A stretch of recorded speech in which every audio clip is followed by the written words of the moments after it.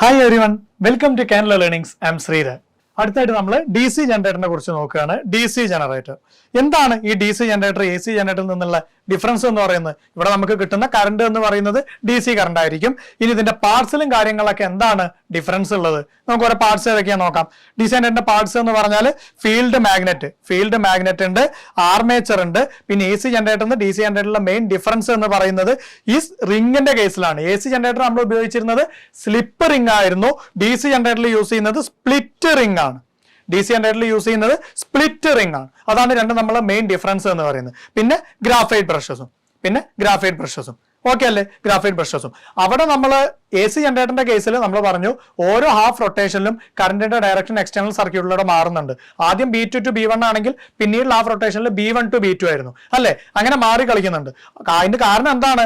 അവിടെ നമ്മൾ യൂസ് ചെയ്തത് സ്ലിപ്പ് റിംഗ്സ് ആണ്. പക്ഷെ ഇവിടെ ഡി സി ജനറേറ്റർ ആണ്. ഡി സി ജനറേറ്ററിന്റെ കേസിൽ ഡി സി കറണ്ടാണ് നമുക്ക് കിട്ടുക. എപ്പോഴും കറണ്ടിന്റെ ഡയറക്ഷൻ എന്ന് പറയുന്നത് സെയിം ആയിരിക്കും. അങ്ങനെ സെയിം ആവാൻ വേണ്ടിയിട്ടാണ് ഇവിടെ എന്ത് യൂസ് ചെയ്തത്? ഇവിടെ നമ്മൾ സ്പ്ലിറ്റ് റിംഗ്സ് യൂസ് ചെയ്തത്. സോ രണ്ടിന്റെയും മെയിൻ ഡിഫറൻസ് ശരിക്കും മനസ്സിലാക്കി വെക്കണം. അവിടെ സ്ലിപ്പ് റിംഗ്സ്, ഇവിടെ സ്പ്ലിറ്റ് റിംഗ്സ്. ഓക്കെ അല്ലേ? സോ ഈ സ്പ്ലിറ്റ് റിംഗ് യൂസ് ചെയ്തുകൊണ്ട് എങ്ങനെയാണ് കറണ്ടിന്റെ ഡയറക്ഷൻ എപ്പോഴും സെയിം ആവുന്നത് എന്നത് ഇതിന്റെ വർക്കിംഗ് നമുക്ക് പറയാം. അപ്പൊ ശരിക്കും മനസ്സിലാവും. ഓക്കെ അല്ലേ? സോ നമുക്ക് വർക്കിംഗിലേക്ക് അടക്കാം. ഇതാ ഫിഗർ അവിടെ കൊടുത്തിട്ടുണ്ട്. ഇവിടെ എന്താണ് നമ്മൾ എ സി ജനറേറ്ററിന്റെ കേസ് പറഞ്ഞ പോലെ തന്നെ ABCD എന്ന് പറഞ്ഞ നമ്മുടെ ഈ ആർമേച്ചർ, ABCD എന്ന് പറഞ്ഞ ഈ ആർമേച്ചർ നമ്മൾ ക്ലോക്ക് വൈസ് ഡയറക്ഷനിൽ കറക്കുകയാണ്. അപ്പൊ അവിടെ പറഞ്ഞ പോലെ തന്നെ ഫ്ലെമിങ്സ് റൈറ്റ് ഹാൻഡ് റൂൾ വെച്ചുകൊണ്ട് ഇവിടെ ഇൻഡ്യൂസ് ചെയ്യുന്ന കറന്റ് ഡയറക്ഷൻ എങ്ങനെ നമുക്ക് കണ്ടുപിടിക്കാനായിട്ട് സാധിക്കും. അവിടെ പറഞ്ഞ അതേപോലെ തന്നെ ഇവിടെ നമുക്ക് മാഗ്നറ്റിക് ഫീൽഡിന്റെ ഡയറക്ഷൻ അറിയാം. ക്ലോക്ക് വൈസ് ഡയറക്ഷനിലാണ് കറക്കുന്നതെന്ന് പറയുമ്പോൾ എ ബിയും സി ഡിയും എങ്ങോട്ടാണ് മൂവ് ചെയ്യുന്നതെന്ന് അറിയാം. എ ബി മുകളിലേക്ക് മൂവ് ചെയ്യും, സി ഡി എന്ന് പറയുന്നതോ എ ബി മുകളിലേക്ക് മൂവ് ചെയ്യും, സി ഡി എന്ന് പറയുന്നത് അപ്പോൾ താഴേക്ക് മൂവ് ചെയ്യും അല്ലെ? സോ കണ്ടക്ടർ മൂവ് ചെയ്യുന്ന ഡയറക്ഷനും മാഗ്നറ്റിക് ഫീൽഡിന്റെ ഡയറക്ഷനും അറിയാമെങ്കിൽ ഇൻഡ്യൂസ് ചെയ്യുന്ന കറന്റ് ഡയറക്ഷൻ നമ്മൾ നേരത്തെ ചെയ്ത പോലെ തന്നെ ഫ്ലെമിങ്സ് റൈറ്റ് ഹാൻഡ് റൂൾ വെച്ചുകൊണ്ട് കണ്ടുപിടിക്കാം. അപ്പൊ ഈ ഒരു കേസിൽ നമുക്ക് പറയാനായിട്ട് സാധിക്കും എ ബി എന്ന് പറഞ്ഞ പോർഷനിൽ A to B ആയിട്ടായിരിക്കും കറന്റ് ഫ്ലോ ചെയ്യുന്നത്, സി ഡി എന്ന് പറഞ്ഞ പോർഷനിലോ C to D ആയിട്ടായിരിക്കും കറന്റ് ഫ്ലോ ചെയ്യുന്നത്. അപ്പൊ ഈ ആർമേച്ചറിൽ മൊത്തം നമ്മൾ നോക്കുകയാണെങ്കിൽ ABCD എന്ന് പറഞ്ഞിട്ടായിരിക്കും കറണ്ട് ഫ്ലോ ചെയ്യുന്നത്. ഓക്കെ അല്ലേ? കറണ്ട് ഫ്ലോ ചെയ്യുന്നത്. ഇനി ഇവിടെ മനസ്സിലാക്കേണ്ട കാര്യം എന്താണെന്ന് വെച്ചാൽ നമ്മൾ എ സി ജനറേറ്ററിന്റെ കേസിൽ പറഞ്ഞു AB എന്ന് പറഞ്ഞ പോർഷൻ എപ്പോഴും കോണ്ടാക്റ്റിൽ വരിക B1 എന്ന് പറഞ്ഞ ബ്രഷുമായിട്ടാണ്. AB എന്ന് പറഞ്ഞ പോർഷൻ എപ്പോഴും കോണ്ടാക്റ്റിൽ വരിക. കാരണം AB എന്ന് പറഞ്ഞ പോർഷൻ കണക്ട് ചെയ്തിരിക്കുന്ന റിംഗ്, AB എന്ന് പറഞ്ഞ പോർഷൻ കണക്ട് ചെയ്തിരിക്കുന്ന ആ സ്ലിപ്പ് റിംഗ് എപ്പോഴും കോണ്ടാക്റ്റിൽ വരിക B1 എന്ന് പറഞ്ഞ ബ്രഷുമായിട്ടാണ്. AB എന്ന് പറഞ്ഞ പോർഷൻ കണക്ട് ചെയ്തിരിക്കുന്ന ഏത് റിംഗിലാണ്?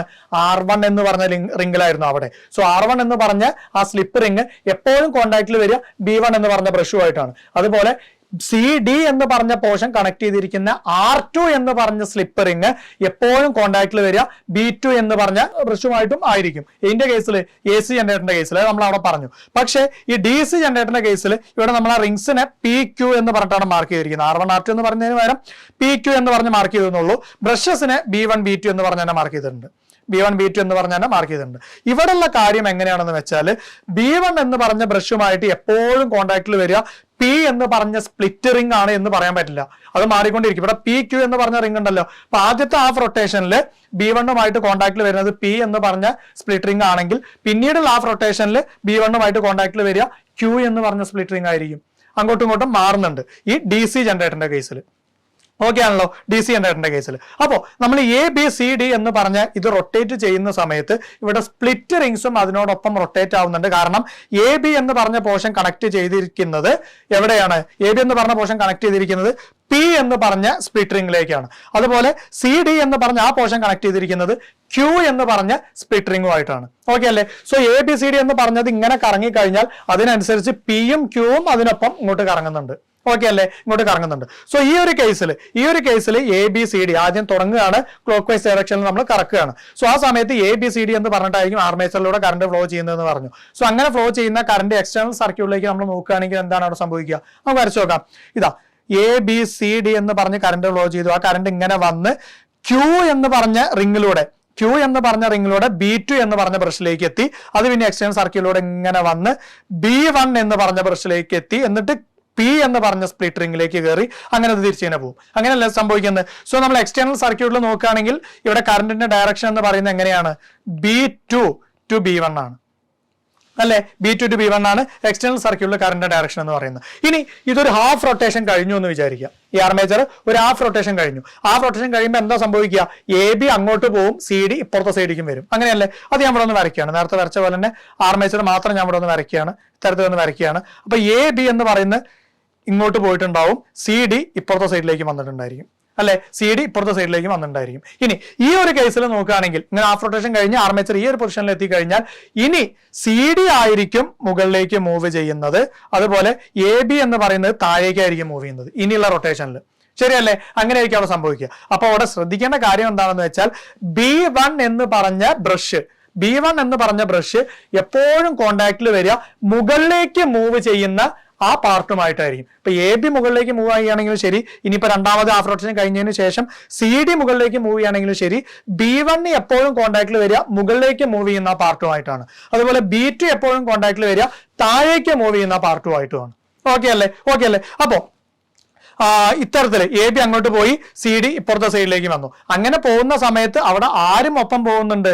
ആ റിങ്സ്, സ്പ്ലിറ്റ് റിങ്സും അതിനോടൊപ്പം പോകുന്നുണ്ട്. ഞാൻ പറഞ്ഞു AB ആയിട്ട് എപ്പോഴും കോണ്ടാക്റ്റിൽ ഉണ്ടാവുക P എന്ന് പറഞ്ഞ റിംഗും CD ആയിട്ട് എപ്പോഴും കോണ്ടാക്റ്റിൽ ഉണ്ടാവുക Q എന്ന് പറഞ്ഞ റിംഗും എന്ന് പറഞ്ഞു അല്ലെ. സോ ഈ ഒരു കേസ്, ആദ്യത്തെ കേസിൽ ഇവിടെ ആയിരുന്നു P, AB-ന്റെ അടുത്ത് ഇവിടെ P, അതുപോലെ CD-ന്റെ അടുത്ത് അപ്പുറത്തെ സൈഡിൽ Q, അങ്ങനെയായിരുന്നു റിംഗ് ഇരുന്നിരുന്നത്. ഇപ്പൊ AB-യും CD-യും അങ്ങോട്ടും ഇങ്ങോട്ടും മാറിയപ്പോ റിംഗും അങ്ങോട്ടും ഇങ്ങോട്ടും മാറി അല്ലെ. റിംഗും അങ്ങോട്ടും ഇങ്ങോട്ടും മാറും.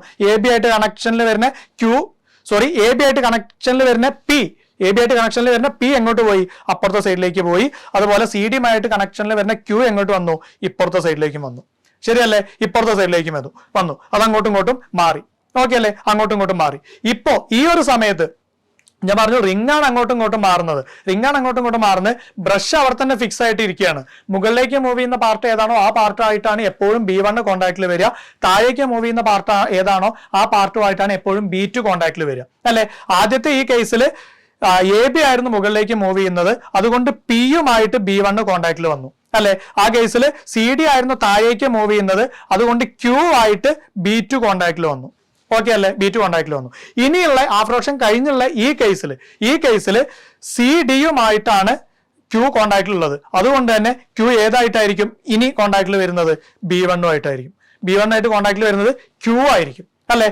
B2 ആയിട്ട് കോണ്ടാക്റ്റിൽ വരുന്നത് PU ആയിരിക്കും. അങ്ങോട്ടും ഇങ്ങോട്ടും മാറിയിട്ടുണ്ടായിരിക്കും. ഓക്കെ അല്ലേ? സോ ഈ ഹാഫ് റൊട്ടേഷൻ കഴിഞ്ഞ് ഈ ഒരു കേസിൽ കറണ്ട് ഫ്ലോ ചെയ്യുന്നത് എങ്ങനെയായിരിക്കും? ആർമേച്ചറിലൂടെ DCBA എന്ന് പറഞ്ഞിട്ടായിരിക്കും അല്ലെ. DCBA എന്ന് പറഞ്ഞിട്ടായിരിക്കും ഇനി ഇവിടെ കറണ്ട് ഫ്ലോ ചെയ്യുന്നത്, കാരണം AB CD അങ്ങോട്ടും ഇങ്ങോട്ടും മാറിയിട്ടുണ്ട്. സോ DCBA എന്ന് കറണ്ട് ഫ്ലോ ചെയ്യും. അത് എക്സ്റ്റേണൽ സർക്യൂട്ടിൽ എങ്ങനെയായിരിക്കും മൂവ് ചെയ്യുക? ഇപ്പൊ DCBA എന്ന് പറഞ്ഞ് ഇങ്ങനെ മൂവ് ചെയ്ത് ഇങ്ങനെ വന്നത് P എന്ന് പറഞ്ഞ സ്പ്ലിറ്റ് റിംഗിലൂടെ B2ലേക്ക് പോവും. അങ്ങനെ അത് ഇങ്ങനെ വന്ന് പിന്നെ B1ലേക്ക് പോവും. പിന്നെ Q എന്ന് പറഞ്ഞ സ്പ്ലിറ്റ് റിംഗിലൂടെ അങ്ങോട്ട് കയറും. ശരിയല്ലേ? അപ്പൊ എക്സ്റ്റേണൽ സർക്യൂട്ടിൽ നമ്മൾ നോക്കുകയാണെങ്കിൽ കറണ്ട് ഫ്ലോ ചെയ്യുന്നത് എങ്ങനെ തന്നെയാണ്? B2 to B1 തന്നെയാണ് അല്ലെ. കറണ്ട് ഫ്ലോ ചെയ്യുന്നത് B2 to B1 തന്നെയാണ്. അത് മാറിയിട്ടില്ല. ശരിയല്ലേ? B2 to B1 തന്നെ ആയിട്ട് തന്നെയാണ് കറണ്ട് ഫ്ലോ ചെയ്യുന്നത് അല്ലെ. ഡയറക്ഷനിൽ മാറ്റമൊന്നും വന്നിട്ടില്ല അല്ലെ. സോ അടുത്ത ഹാഫ് റൊട്ടേഷനിലും B2 to B1 ആയിട്ട് തന്നെയാണ് കറണ്ട് ഫ്ലോ ചെയ്യുന്നത് അല്ലെ. അപ്പോൾ ഈ DC ജനറേറ്ററിന്റെ കേസിൽ എപ്പോഴും കറണ്ട് ഫ്ലോ ചെയ്യുന്നത് എങ്ങനെയാണ്? B2 to B1 ആണ്. ഓരോ ഹാഫ് റൊട്ടേഷനിലും B2 to B1 ആയിട്ട് തന്നെയാണ് കറണ്ട് ഫ്ലോ ചെയ്യുന്നത്. അതായത് DC കറണ്ട് ആണ് അവിടെ കിട്ടുന്നത്. ശരിയല്ലേ? DC കറണ്ട് ആണ് അവിടെ കിട്ടുന്നത്. സോ ഈ രീതിയിലാണ് DC ജനറേറ്ററിന്റെ വർക്കിംഗ് എന്ന് പറയുന്നത്. ഓക്കെ അല്ലേ? ഈ രീതിയിലാണ് DC ജനറേറ്ററിന്റെ വർക്കിംഗ് എന്ന് പറയുന്നത്. ഇനി DC ജനറേറ്ററിന്റെ ഗ്രാഫ് നമ്മൾ നോക്കുകയാണെങ്കിൽ എങ്ങനെ വരും? നമ്മൾ മുമ്പ് പറഞ്ഞ AC ജനറേറ്ററിന്റെ കേസിൽ പറഞ്ഞ അതേപോലെ തന്നെ ഇതാ അവിടെ ഫിഗർ കൊടുത്തിട്ടുണ്ട്. നമ്മൾ ആർമേച്ചർ ഈ ഒരു പൊസിഷനിൽ നിൽക്കുന്ന അവിടെ മുതലാണ് സ്റ്റാർട്ട് ചെയ്യുന്നത്. ഇതാ ഫിഗർ കൊടുത്തിട്ടുണ്ട്. ഈ ഫിഗറിൽ കാണുന്ന പോലെ ഈ ഒരു പൊസിഷനിൽ നിന്നാണ് സ്റ്റാർട്ട് ചെയ്യുന്നത്. ഈ ഒരു പൊസിഷനിലാകുമ്പോൾ എന്താണ് അതിന്റെ പ്രത്യേകത? മാഗ്നറ്റിക് ഫീൽഡിന് പാരലൽ ആയിട്ടായിരിക്കും AB-യും CD-യും മൂവ് ചെയ്യുന്നത്, അതായത് കണ്ടക്ടർ മൂവ് ചെയ്യുന്നത്. അപ്പോൾ EMF എന്ന് പറയുന്നത് എന്തായിരിക്കും? 0 ആയിരിക്കും അല്ലെ.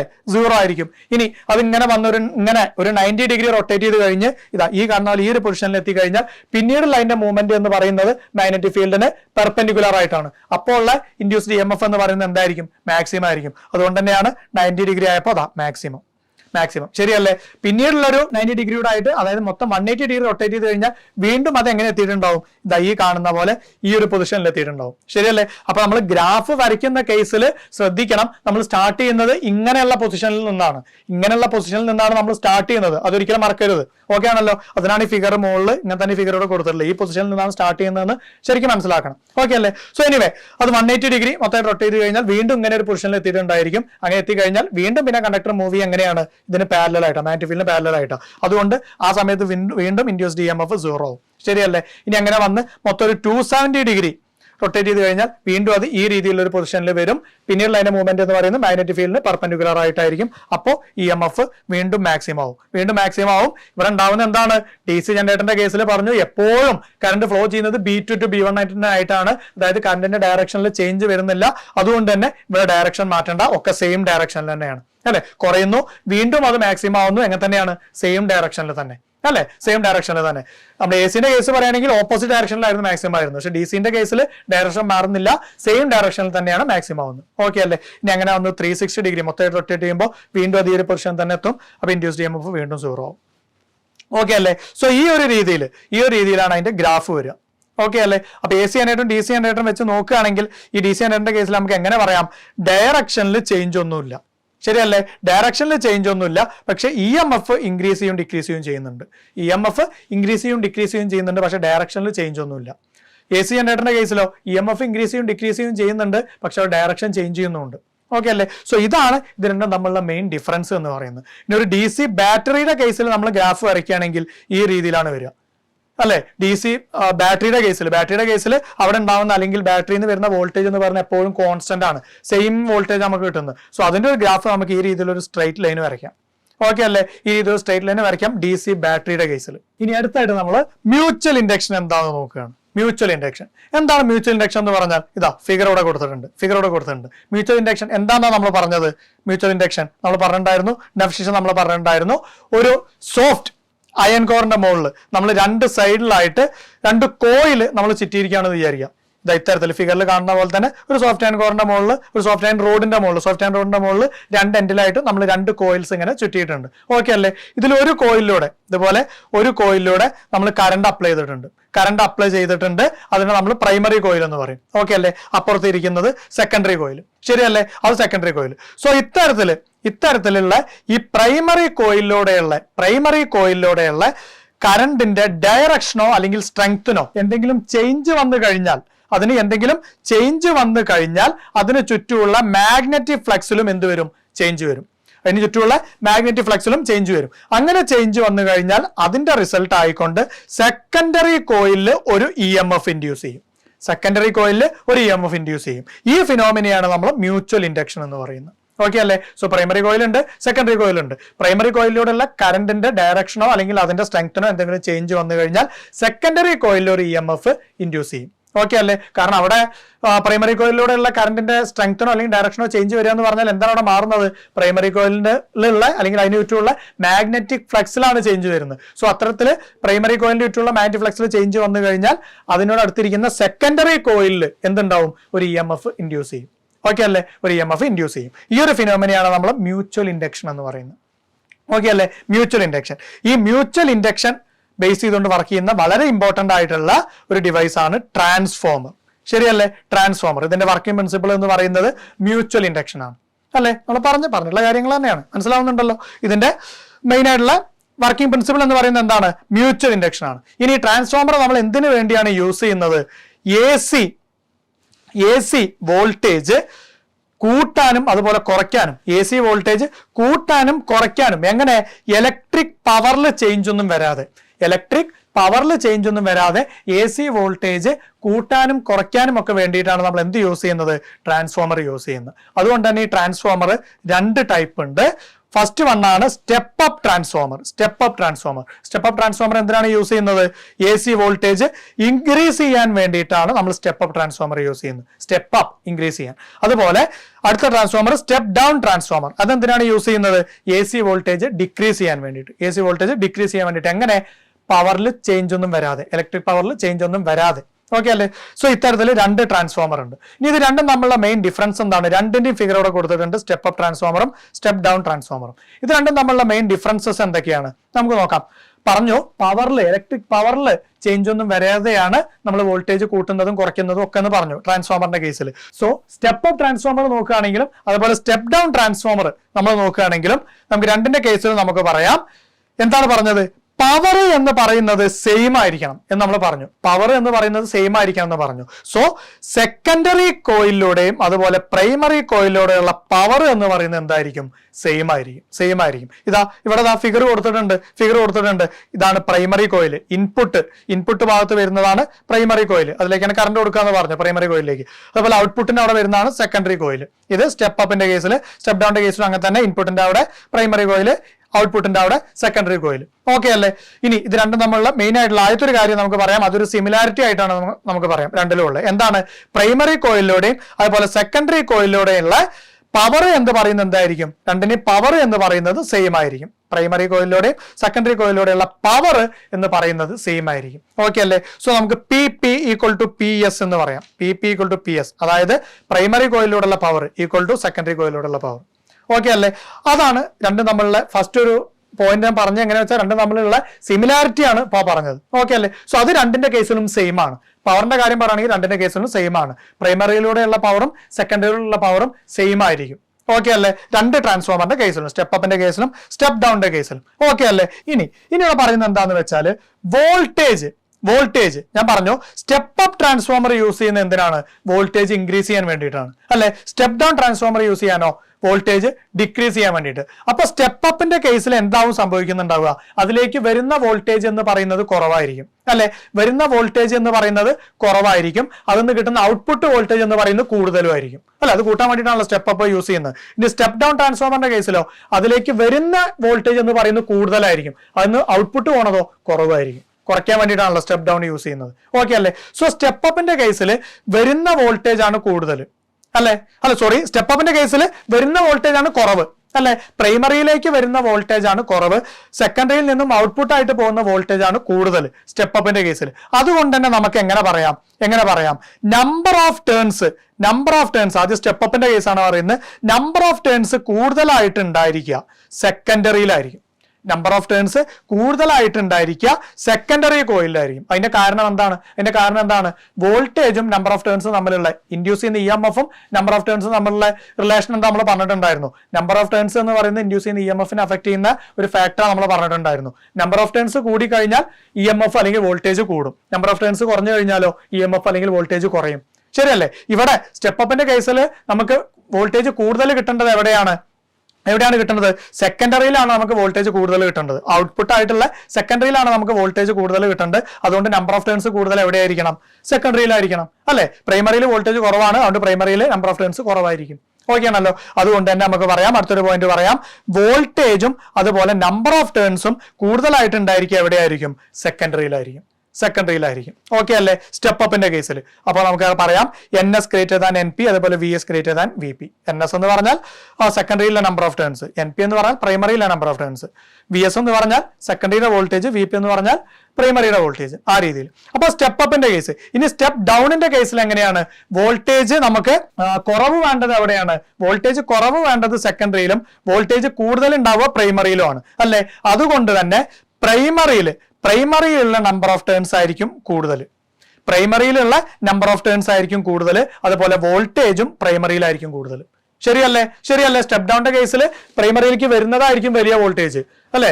സെക്കൻഡറിയിൽ നിന്ന് പോകുന്നത് കുറവ് വോൾട്ടേജും ആയിരിക്കും. സ്റ്റെപ്പ് ഡൗണിന്റെ കേസിൽ അങ്ങനെയല്ലേ? വോൾട്ടേജ് കുറയ്ക്കാനാണല്ലോ യൂസ് ചെയ്യുന്നത്. സോ നമ്പർ ഓഫ് ടേൺസ് കൂടുതൽ ഏതിലാവണം? പ്രൈമറിയിലാവണം. പ്രൈമറിയിൽ നമ്പർ ഓഫ് ടേൺസ് കൂടുതലാണ് ആയാലാണ് പ്രൈമറിയിൽ കൂടുതൽ വോൾട്ടേജ് ആവുക അല്ലെ? സോ സ്റ്റെപ്പ് ഡൗണിന്റെ കേസിൽ വോൾട്ടേജ് നമ്പർ ഓഫ് ടേൺസും കൂടുതൽ ഉണ്ടായിരിക്കുക ഏതിലായിരിക്കും? പ്രൈമറി കോയിലായിരിക്കും. ഓക്കെ അല്ലേ? സോ അതാണ് അടുത്തൊരു പോയിന്റ് എന്ന് പറയുന്നത് സ്റ്റെപ്പ് അപ്പിന്റെയും സ്റ്റെപ്പ് ഡൗണിന്റെയും കേസിലുള്ള. ഓക്കെ അല്ലേ? ഇനി അടുത്ത പോയിന്റ് ആണ് current is less in the secondary. ഏതിന്റെ കേസിൽ? സ്റ്റെപ്പ് അപ്പിന്റെ കേസിൽ. സ്റ്റെപ്പ് അപ്പിന്റെ കേസിൽ കറന്റ് കുറവായിട്ടുണ്ടാവുക സെക്കൻഡറിയിലായിരിക്കും. സെക്കൻഡറിയിലായിരിക്കും കറന്റ് കുറവായിട്ടുണ്ടായിരിക്കുക. അതിന്റെ കാരണം എന്താണ്? നമ്മൾ പറഞ്ഞു പ്രൈമറിയിലും സെക്കൻഡറിയിലും പവർ സെയിം ആയിരിക്കും. ആ ഒരു പോയിന്റ് തന്നെയാണ് നമ്മൾ ആദ്യം പറഞ്ഞത് അല്ലെ? ആദ്യ പോയിന്റ് ആണ് പറഞ്ഞത്. പ്രൈമറിയിലും സെക്കൻഡറിയിലും പവർ സെയിം ആയിരിക്കും നമ്മൾ പറഞ്ഞു. അപ്പൊ പ്രൈമറി സെക്കൻഡറി പവർ കാണാൻ ഇക്വേഷൻ ആണ് നമുക്കറിയാം, P ഈക്വൽ ടു VI എന്ന് അല്ലെ? വോൾട്ടേജ് ഇൻറ്റു കറന്റ് എന്ന്. സോ അതിന് എഴുതുകയാണ് P equal to VI. Okay അല്ലേ, P = VI. അപ്പൊ ഈ സ്റ്റെപ്പ് അപ്പിന്റെ കേസിനെ എക്സ്പ്ലെയിൻ ചെയ്യാണ്. സ്റ്റെപ്പ് അപ്പിന്റെ കേസിൽ പറഞ്ഞു വോൾട്ടേജ് കൂടുതൽ ഉണ്ടായിരിക്കുക എവിടെയായിരിക്കും? ഔട്ട്പുട്ടിലായിരിക്കും അല്ലെ, സെക്കൻഡറിയിലായിരിക്കും വോൾട്ടേജ് കൂടുതൽ ഉണ്ടാവുക. സോ ഇവിടെ വോൾട്ടേജ് കൂടുതലായിരിക്കും. പ്രൈമറിയിൽ എന്തായിരിക്കും? വോൾട്ടേജ് കുറവായിരിക്കും. ഇവിടെ വോൾട്ടേജ് കുറവായിരിക്കും. ഓക്കെ അല്ലേ. സോ കറണ്ടിൽ ഡിഫറൻസ് ഒന്നും ഇല്ലാതെ, കറണ്ട് പറഞ്ഞ ടേമും കൂടി അവിടെ നിൽക്കുന്നുണ്ടല്ലോ, കറണ്ടിൽ ഡിഫറൻസ് ഒന്നും ഇല്ലാതെ ഒന്നിൽ വോൾട്ടേജ് കൂടുതലും ഒന്നിൽ വോൾട്ടേജ് കുറവുമാണെങ്കിൽ രണ്ടിന്റെ പവറിൽ വ്യത്യാസം വരില്ലേ? ശരിക്കും പവറിൽ വ്യത്യാസം വരും. നമ്മൾ പറഞ്ഞു രണ്ടിന്റെയും പവറിൽ വ്യത്യാസം വരാൻ പാടില്ല, രണ്ടിലും പവർ സെയിം ആയിരിക്കും എന്ന് നമ്മൾ ആദ്യത്തെ പോയിന്റ് തന്നെ അതാ പറഞ്ഞത്. പ്രൈമറിയുടെയും സെക്കൻഡറിയുടെയും പവർ സെയിം ആയിരിക്കും എന്ന് നമ്മൾ ആദ്യം തന്നെ പറഞ്ഞു. സോ ഒന്നിൽ വോൾട്ടേജ് കൂടുകയും ഒന്നിൽ വോൾട്ടേജ് കുറയുകയും ചെയ്താലും പവർ സെയിം ആയിട്ട് നിൽക്കണമെങ്കിൽ അവിടെ എന്ത് സംഭവിച്ചാൽ മതി? ഇപ്പോ പ്രൈമറിന്റെ കേസിൽ പറയുകയാണെങ്കിൽ വോൾട്ടേജ് കുറഞ്ഞാൽ അതിനനുസരിച്ച് ഇവിടെ കറണ്ട് കൂടിയാൽ മതി അല്ലെ, കറണ്ട് കൂടുക. അതുപോലെ സെക്കൻഡിന്റെ കേസ് പറയുകയാണെങ്കിൽ വോൾട്ടേജ് കൂടുകയാണെങ്കിൽ അവിടെ കറണ്ട് അതിനനുസരിച്ച് കുറഞ്ഞാൽ മതി. അപ്പോൾ ആ വ്യത്യാസം വന്നതിനെ ബാലൻസ് ചെയ്ത് പ്രൈമറിയിലും സെക്കൻഡറിയിലും ഒരേ രീതിയിൽ പവർ നിൽക്കും. ശരിയല്ലേ, ഒരേ രീതിയിൽ പവർ നിൽക്കും. അതുകൊണ്ട് തന്നെ നമുക്ക് പറയാം കറണ്ട് കുറവ് ഏതിലായിരിക്കും? സെക്കൻഡറിയിലായിരിക്കും അല്ലെ, കറണ്ട് കുറവ് സെക്കൻഡറിയിലായിരിക്കും. എങ്കിലേ പവർ രണ്ടിലും സെയിം ആയിട്ട് നിൽക്കുള്ളൂ അല്ലെ, സോ ആ ഒരു പോയിന്റ് മനസ്സിലാക്കി വെക്കുക. അപ്പൊ എന്തുകൊണ്ടാണ് ആ കറണ്ട് കുറഞ്ഞത് എന്ന് ആലോചിച്ച് കഴിഞ്ഞാൽ ഈ ഒരു ഇക്വേഷൻ വെച്ചുകൊണ്ട് നമുക്കത് എക്സ്പ്ലെയിൻ ചെയ്യാം. ഓക്കെ അല്ലേ. സോ കറണ്ട് കുറവ് ഏതിലായിരിക്കും? സെക്കൻഡറിയിലായിരിക്കും. ഓക്കെ ആണല്ലോ, അത് ഡൗട്ടൊന്നുമില്ലല്ലോ, കറണ്ട് കുറവ് സെക്കൻഡറിയിലായിരിക്കും. ഇനി ഇതുപോലെ തന്നെ നമ്മൾ സ്റ്റെപ്പ് ഡൗണിന്റെ കേസിൽ നോക്കുകയാണെങ്കിലും ഈ സെയിം ഇക്വേഷൻ വെച്ചുകൊണ്ട് തന്നെ നമുക്ക് എക്സ്പ്ലെയിൻ ചെയ്യാം. P = VI എന്നുള്ള ഇക്വേഷൻ വെച്ചുകൊണ്ട് തന്നെ നമുക്ക് എക്സ്പ്ലെയിൻ ചെയ്യാം. ഓക്കെ അല്ലേ. ഈ ഒരു കേസിൽ പറയുകയാണെങ്കിൽ വോൾട്ടേജ് കൂടുതൽ എവിടെയാണ്? വോൾട്ടേജ് കൂടുതൽ പ്രൈമറിയിലാണ് അല്ലെ, വോൾട്ടേജ് കുറവ് സെക്കൻഡറിയിലുമാണ്. അപ്പൊ പവർ ബാലൻസ് ചെയ്യണമെങ്കിൽ എന്ത് സംഭവിക്കണം? പ്രൈമറിയുടെ കേസിൽ കറണ്ട് കുറയണം, സെക്കൻഡറിയുടെ കേസിൽ കറണ്ട് കൂടണം, എങ്കിലല്ല പവർ ബാലൻസ് ആവുള്ളൂ. ശരിയല്ലേ. സോ ആ ഒരു കേസിൽ നമുക്ക് എങ്ങനെ പറയാം? Current is more in secondary അല്ലെ, കറണ്ട് കൂടുതലായിട്ടുണ്ടാവുക സെക്കൻഡറിയിലായിരിക്കും. ഓക്കെ അല്ലേ, ആ രീതിയിൽ നമുക്ക് പറയാം. ഇനി അടുത്ത പോയിന്റ്, ഈ കറണ്ടിന്റെ കേസിൽ അഫക്ട് ചെയ്യുന്ന ഒരു ഫാക്ടർ ഉണ്ട്. എന്താണ്? കറണ്ട് കൂടണമെങ്കിൽ നമ്മൾ എന്ത് ചെയ്താൽ മതി? ഇപ്പോ കറണ്ട് കൂടണമെങ്കിൽ റെസിസ്റ്റൻസ് കുറയണം. ശരിയല്ലേ. കറണ്ട് കുറയണമെങ്കിലോ റെസിസ്റ്റൻസ് കൂടണം. ഓക്കെ അല്ലേ. ഈ റെസിസ്റ്റൻസിനെ അഫക്ട് ചെയ്യുന്ന ഒരു ഫാക്ടർ നമ്മൾ പറഞ്ഞിട്ടുണ്ട്. എന്താണ്? Resistance is inversely proportional to area അല്ലെങ്കിൽ തിക്നെസ് എന്ന്. ഏരിയ കൂടിക്കഴിഞ്ഞാൽ റെസിസ്റ്റൻസ് കുറയും, ഏരിയ കുറഞ്ഞു കഴിഞ്ഞാലോ റെസിസ്റ്റൻസ് കൂടും അല്ലെ, ഏരിയ അല്ലെങ്കിൽ തിക്നെസ്. ഓക്കെ അല്ലേ. സോ നമ്മൾ എന്ത് ചെയ്യണം?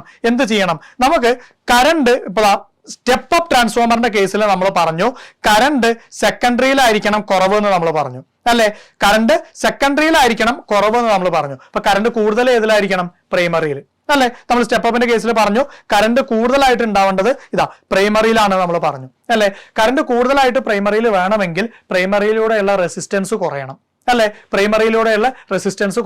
റെസിസ്റ്റൻസ് കുറയണമെങ്കിൽ ഈ ഒരു റിലേഷൻ വെച്ചിട്ട് resistance is inversely proportional to area അല്ലെങ്കിൽ തിക്നെസ്, ആ റിലേഷൻ വെച്ചിട്ട് നമുക്ക് എന്ത് ചെയ്താൽ മതി?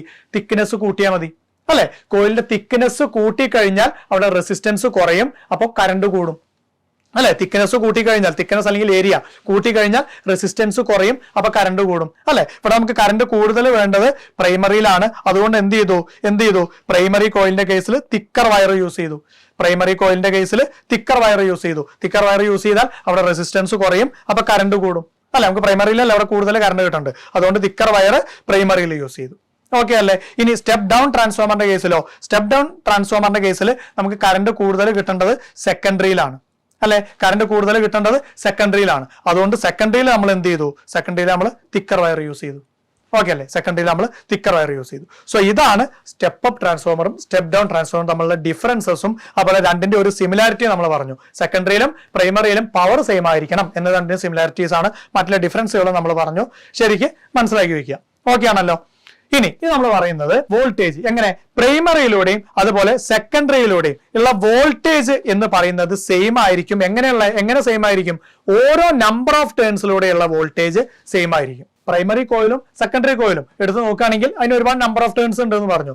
ഓരോ നമ്പർ ഓഫ് ടേൺസിലൂടെയും ഓരോ ടേൺസിലൂടെയും ഉള്ള EMF അല്ലെങ്കിൽ വോൾട്ടേജ് എന്ന് പറയുന്നത് സെയിം ആയിരിക്കും. അത് പ്രൈമറി കോയിൽ ആണെങ്കിലും ശരി സെക്കൻഡറി കോയിൽ ആണെങ്കിലും ശരി.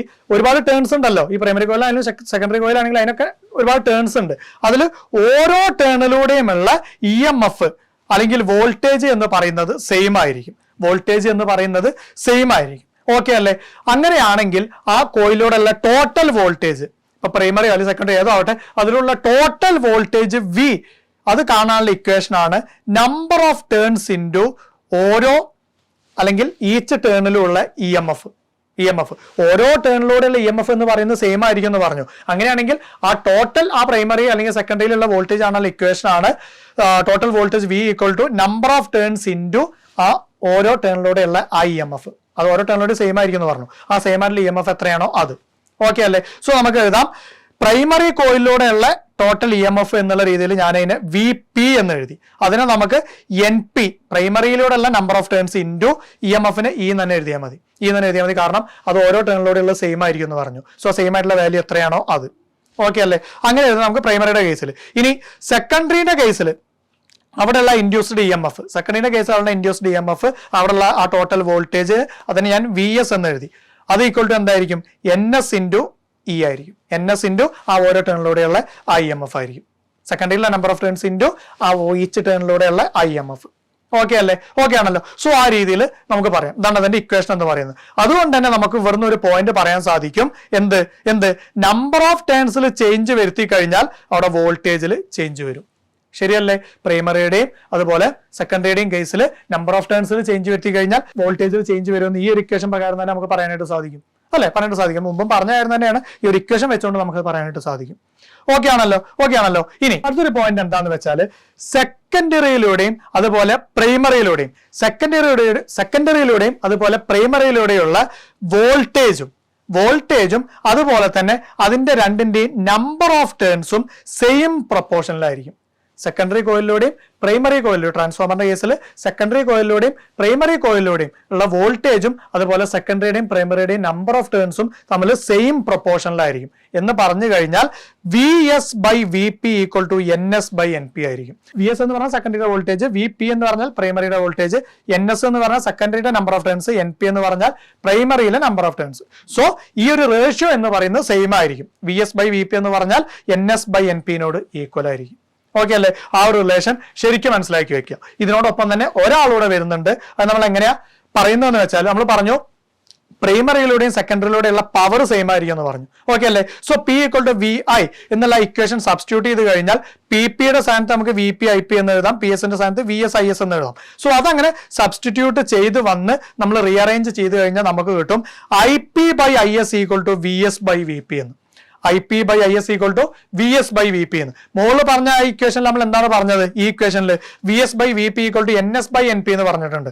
താഴെ പറഞ്ഞ ഇതിലോ VS by VP equal to IP/IS എന്നും പറഞ്ഞിട്ടുണ്ട്. അതുകൊണ്ട് തന്നെ നമുക്ക് ഈ ഒരു റിലേഷൻ എഴുതാനായിട്ട് സാധിക്കും. എങ്ങനെ? VS by VP equal to NS by NP equal to IP/IS. ഈ ഒരു റിലേഷൻ നമുക്ക് അതിന് പറയാനായിട്ട് സാധിക്കും. ഓക്കെ അല്ലേ? ഈ ഒരു ഇക്വേഷൻ, ഈ ഒരു റിലേഷൻ നിങ്ങൾ ശരിക്കും മനസ്സിലാക്കി വെക്കണം. എന്താണത്? വോൾട്ടേജും നമ്പർ ഓഫ് ടേൺസും കറണ്ടും തമ്മിലുള്ള റിലേഷനാണ്. ആ ഒരു റിലേഷനിലാണ് ഇക്വേഷൻ ഇരിക്കുന്നത്. എങ്ങനെയാണ്? VS by VP equal to NS by NP equal to IP/IS. കറണ്ടിന്റെ കേസിൽ മാറുന്നുണ്ട്. മുകളിൽ വരുന്നത് പ്രൈമറിയും താഴെ വരുന്നത് സെക്കൻഡറിയാണ്. നമ്പർ ഓഫ് ടേൺസിന്റെയും വോൾട്ടേജിന്റെയും കേസിൽ മുകളിൽ വരുന്നത് സെക്കൻഡറി, താഴെ വരുന്നത് പ്രൈമറി. പക്ഷെ കറണ്ടിന്റെ കേസിൽ മുകളിൽ പ്രൈമറിയും താഴെ സെക്കൻഡറിയാണ് വരുന്നത്. അത് മാറിപ്പോരുത്. ഓക്കെ അല്ലേ? സോ ഈ ഒരു ഇക്വേഷൻ നിങ്ങൾ ശരിക്കും മനസ്സിലാക്കി വെക്കണം. ഇത് വെച്ചുകൊണ്ട് പ്രോബ്ലംസ് ചെയ്യാനായിട്ടുണ്ടായിരിക്കും. കുറച്ച് ടേംസ് തരും, അതില്ലാത്ത ഒരു ടേം കണ്ടുപിടിക്കാനായിട്ട് പറയും. അങ്ങനെ പ്രോബ്ലംസ് ചെയ്യാനായിട്ട് ഇത് ആവശ്യമാണ്. സോ ശരിക്ക് ഈ ഒരു റിലേഷൻ മനസ്സിലാക്കി വെക്കണം. ഇനി അടുത്തായിട്ട് നമുക്ക് സെൽഫ് ഇൻഡക്ഷനെ കുറിച്ച് നോക്കാം. സെൽഫ് ഇൻഡക്ഷൻ എന്താണ്? സെൽഫ് ഇൻഡക്ഷൻ എന്ന് പറഞ്ഞാൽ ഇത് ഇത്തരത്തിൽ നമ്മൾ രണ്ട് സോളിനോയിഡ് എടുത്തിട്ട് അതിലൂടെ DC-യും അതുപോലെ AC-യും അതിലൂടെ പാസ് ചെയ്യിച്ചു. DC-യും AC-യും പാസ് ചെയ്യിച്ചു. ഇതിൽ ഏത് പാസ് ചെയ്യുന്ന സമയത്താണ് അത് ചുറ്റുള്ള മാഗ്നറ്റിക് ഫ്ലക്സിൽ ചേഞ്ച് വരിക? AC പാസ് ചെയ്യുന്ന സമയത്താണ്. അല്ല, DC-യുടെ കേസിൽ ഡയറക്റ്റ് കറണ്ട് ആണ്, അതിന് ഡയറക്ഷനിൽ ചേഞ്ച് ഒന്നും വരുന്നില്ല. പക്ഷേ AC-യുടെ കേസിൽ എങ്ങനെയാണ്? ഡയറക്ഷൻ ഇങ്ങനെ ചേഞ്ച് ആവുന്നുണ്ട്, അതായത് വേരിയിങ് കറണ്ട് ആണ് അല്ലെ? സോ AC പാസ് ചെയ്താലാവും അതിന് ചുറ്റുള്ള മാഗ്നറ്റിക് ഫ്ലക്സിൽ ചേഞ്ച് വരിക. സോ എന്താണ് സെൽഫ് ഇൻഡക്ഷൻ എന്ന് പറഞ്ഞാൽ? ഇത്തരത്തിൽ ഒരു സോളിനോയിഡിലൂടെ നമ്മൾ AC ഫ്ലോ ചെയ്യിക്കാന്ന് വിചാരിക്കുക. അങ്ങനെ AC ഫ്ലോ ചെയ്യിക്കുന്ന സമയത്ത് അവിടെ എന്താ സംഭവിക്കുക? അവിടെ മാഗ്നറ്റിക് ഫ്ലക്സിന് ചേഞ്ച് വരും. ശരിയല്ലേ? മാഗ്നറ്റിക് ഫ്ലക്സിന് ചേഞ്ച് വരും. അങ്ങനെ മാഗ്നറ്റിക് ഫ്ലക്സിൽ ചേഞ്ച് വരുമ്പോൾ ആ സെയിം സോളിനോയിഡിൽ തന്നെ ഒരു EMF ഇൻഡ്യൂസ് ചെയ്യും. എങ്ങനെ? നമ്മൾ അപ്ലൈ ചെയ്ത ആ വോൾട്ടേജിന്റെ ഓപ്പോസിറ്റ് ഡയറക്ഷനിൽ. ശരിയല്ലേ? നമ്മൾ അപ്ലൈ ചെയ്ത ആ വോൾട്ടേജിന്റെ ഓപ്പോസിറ്റ് ഡയറക്ഷനിൽ. അതുകൊണ്ട് തന്നെയാണ് നമ്മൾ അതിനെ ബാക്ക് EMF എന്ന് പറയുന്നത് അല്ലെ? ഈ ഒരു ഫിനോമിനയാണ് നമ്മൾ സെൽഫ് ഇൻഡക്ഷൻ എന്ന് പറയുന്നത്. Self induction. ശരിയല്ലേ? ഒരു സോളിനോയിഡിലൂടെ നമ്മൾ AC പാസ് ചെയ്ത് കഴിഞ്ഞാൽ അവിടെ എന്തുണ്ടാവും? മാഗ്നറ്റിക് ഫ്ലക്സിൽ ചേഞ്ച് വരും അല്ലെ? മാഗ്നറ്റിക് ഫ്ലക്സിൽ ചേഞ്ച് വരും. അങ്ങനെ മാഗ്നറ്റിക് ഫ്ലക്സിൽ ചേഞ്ച് വന്നു കഴിഞ്ഞാൽ ആ സെയിം സോളിനോയിഡിൽ തന്നെ നമ്മൾ അപ്ലൈ ചെയ്ത വോൾട്ടേജിന്റെ ഓപ്പോസിറ്റ് ഡയറക്ഷനിൽ ഒരു ബാക്ക് EMF ഇൻഡ്യൂസ് ചെയ്യും. ഒരു ബാക്ക് EMF ഇൻഡ്യൂസ് ചെയ്യും. ഈ ഒരു ഫിനോമിനയാണ് നമ്മൾ സെൽഫ് ഇൻഡക്ഷൻ എന്ന് പറയുന്നത്. ഓക്കെ അല്ലേ? Self induction. ഈ ഒരു ഫിനോമിന വെച്ചുകൊണ്ട് തന്നെ വർക്ക് ചെയ്യുന്ന ഡിവൈസ് ആണ് ഇൻഡക്ടർ. ശരിയല്ലേ? ഇൻഡക്ടർ. എന്താണ് ഇൻഡക്ടർ എന്ന് പറഞ്ഞാൽ? ഒന്നുമില്ല, നമ്മളെ മുമ്പ് പറഞ്ഞ പോലെ തന്നെ ഒരു ഇൻസുലേറ്റഡ് കോപ്പർ വയർ ഒരു കോയിലിന്റെ ഷേപ്പിൽ ഇങ്ങനെ വൂണ്ട് ചെയ്തിരിക്കുന്നതിനെയാണ് നമ്മൾ ഇൻഡക്ടർ എന്ന് പറയുന്നത്. ഓക്കെ അല്ലേ? അതിനെ ഈ ഒരു സിമ്പിൾ വെച്ചുകൊണ്ടാണ് നമ്മൾ റെപ്രസെന്റ് ചെയ്യുന്നത്. ഈ ഒരു സിമ്പിൾ വെച്ചുകൊണ്ടാണ് റെപ്രസെന്റ് ചെയ്യുന്നത്. ഇനി ഇൻഡക്ടർ യൂസ് ചെയ്യുന്നത് ഒരു കേസിൽ നമ്മൾ പറയുകയാണെങ്കിൽ ഇലക്ട്രിക് കറണ്ടിന്റെ ചേഞ്ചസിനെ ഒപ്പോസ് ചെയ്യാൻ വേണ്ടിയിട്ടാണ്. ഇലക്ട്രിക് കറണ്ടിന്റെ ചേഞ്ചസിനെ ഒരു സർക്യൂട്ടിലൂടെയുള്ള ഇലക്ട്രിക് കറണ്ടിന്റെ ചേഞ്ചസിനെ ഒപ്പോസ് ചെയ്യാൻ വേണ്ടിയിട്ടാണ് നമ്മൾ എന്ത് യൂസ് ചെയ്യുന്നത്? ഈ ഇൻഡക്ടർ യൂസ് ചെയ്യുന്നതെന്ന് വേണമെങ്കിൽ പറയാം. ഓക്കെ അല്ലേ? ഒരു സർക്യൂട്ടിലൂടെയുള്ള ഇലക്ട്രിക് കറണ്ടിന്റെ ചേഞ്ചസിനെ ഒപ്പോസ് ചെയ്യാൻ വേണ്ടിയിട്ട് അങ്ങനെ പറയാം. മറ്റൊരു രീതിയിൽ പറയുകയാണെങ്കിൽ കറണ്ടിനെ അല്ലെങ്കിൽ ഇലക്ട്രിക് കറണ്ടിനെ നമുക്ക് ആവശ്യമുള്ള വാല്യൂയിലേക്ക് പവറിന് ലോസ് ഒന്നും സംഭവിക്കാതെ റെഡ്യൂസ് ചെയ്യാൻ വേണ്ടിയിട്ടും ഇൻഡക്ടർ യൂസ് ചെയ്യും. ഓക്കെ അല്ലേ? പവറിന് ലോസ് ഒന്നും സംഭവിക്കാതെ നമുക്ക് ആവശ്യമുള്ള വാല്യൂയിലേക്ക് കറണ്ടിനെ റെഡ്യൂസ് ചെയ്യാൻ വേണ്ടിയിട്ട് ഇൻഡക്ടർ യൂസ് ചെയ്യും. ഓക്കെ അല്ലേ? ഇൻഡക്ടർ യൂസ് ചെയ്യും. സോ നമ്മളിപ്പോ മുമ്പ് പറഞ്ഞ ഈ ഒരു പോയിന്റ് വെച്ചിട്ട് തന്നെ നമുക്ക് പറയാം ഇൻഡക്ടർ വൈഡ് ആയിട്ട് അല്ലെങ്കിൽ ഇൻഡക്ടേഴ്സ് വൈഡ് ആയിട്ട് യൂസ് ചെയ്യുന്ന AC സർക്യൂട്ടിലാണെന്ന്. ശരിയല്ലേ? കാരണം എന്താണ്? DCന്റെ കേസിൽ അത് ഡയറക്റ്റ് കറണ്ട് ആണ് അല്ലെ? DCയുടെ കേസിൽ ഡയറക്റ്റ് കറണ്ട് ആണ്. അതുകൊണ്ട് തന്നെ അവിടെ കറണ്ടിന് ചേഞ്ച് ഒന്നും വരുന്നില്ല അല്ലെ? ഇലക്ട്രിക് കറണ്ടിന് അവിടെ ചേഞ്ച് ഒന്നും വരുന്നില്ല. നമ്മളൊരു പോയിന്റ് പറഞ്ഞു, ഒരു സർക്യൂട്ടിലൂടെയുള്ള ഇലക്ട്രിക് കറണ്ടിന് വരുന്ന ചേഞ്ചസിനെ ഒപ്പോസ് ചെയ്യാൻ ഇൻഡക്ടർ യൂസ് ചെയ്യുമെന്ന് പറഞ്ഞു. ശരിയല്ലേ? അപ്പൊ ഇലക്ട്രിക് കറണ്ടിന് വരുന്ന ചേഞ്ചസ് എന്ന് പറഞ്ഞാൽ അങ്ങനെ കറണ്ടിന് ചേഞ്ച് വരും അല്ലെങ്കിൽ വാരി ചെയ്യുന്നത് ഏത് കറണ്ടാ? AC കറണ്ടാണ്. അതുകൊണ്ട് AC കറണ്ടിന്റെ കേസിലാണ് നമ്മൾ ഇൻഡക്ടർ യൂസ് ചെയ്യുന്നത്. DC കറണ്ടിന്റെ കേസിൽ അങ്ങനെ വല്ല ചേഞ്ചസും വരുന്നുണ്ടോ? ഇല്ല, ഡയറക്റ്റ് കറണ്ടാണ്, ഒരേ ഡയറക്ഷനിൽ ഫ്ലോ ചെയ്യുന്ന കറണ്ടാണ്. അതുകൊണ്ട് തന്നെ അവിടെ ചേഞ്ചസ് ഒന്നും വരുന്നില്ല. സോ ഇൻഡക്ടർ യൂസ് ചെയ്യുന്നത് മെയിൻ ആയിട്ട് ഏതിന്റെ കേസിലാണ്? ACയുടെ കേസിലാണ് ഇൻഡക്ടർ യൂസ് ചെയ്യുന്നത്. ഓക്കെ അല്ലേ? പിന്നെ വേറൊരു പോയിന്റ് നമ്മൾ പറഞ്ഞത് കറണ്ടിനെ റെഡ്യൂസ് ചെയ്യാൻ, നമുക്ക് ആവശ്യമുള്ള വാല്യൂയിലേക്ക് റെഡ്യൂസ് ചെയ്യാൻ നമ്മൾ ഇൻഡക്ടർ യൂസ് ചെയ്യുന്നു എന്ന് പറഞ്ഞു. അതുപോലെ തന്നെ റെഡ്യൂസ് ചെയ്യാൻ വേണ്ടിയിട്ട് നമ്മൾ റെസിസ്റ്ററുകളും യൂസ് ചെയ്യലുണ്ട്. പക്ഷെ ഇൻഡക്ടറിന് പകരം റെസിസ്റ്റർ യൂസ് ചെയ്യാൻ പറ്റുമോ? പറ്റില്ല. കാരണം എന്താണ്? ഇൻഡക്ടർ യൂസ് ചെയ്യുന്ന സമയത്ത് അവിടെ പവറിന് നഷ്ടമൊന്നും സംഭവിക്കുന്നില്ല, പവർ ലോസ് ഒന്നും ഉണ്ടാവുന്നില്ല അല്ലെ? പക്ഷെ റെസിസ്റ്റർ ആണ് യൂസ് ചെയ്യുന്നതെങ്കിലോ അവിടെ ഹീറ്റിന്റെ ഫോമിലൊക്കെ പവർ ലോസ് സംഭവിക്കാനുള്ള സാധ്യതയുണ്ട്. അതുകൊണ്ടാണ് ഇൻഡക്ടറിന് പകരം റെസിസ്റ്റർ യൂസ് ചെയ്യാത്തത്. ഇൻഡക്ടറിനെ യൂസ് ചെയ്യണം. കാരണം എന്താണ്? പവറിൽ ലോസ് ഒന്നും വരില്ല ഇൻഡക്ടർ യൂസ് ചെയ്യുന്ന സമയത്ത്. റെസിസ്റ്റർ അങ്ങനെയല്ല, പവറിൽ ലോസ് വരാനുള്ള ചാൻസ് ഉണ്ട്. ഓക്കെ അല്ലേ?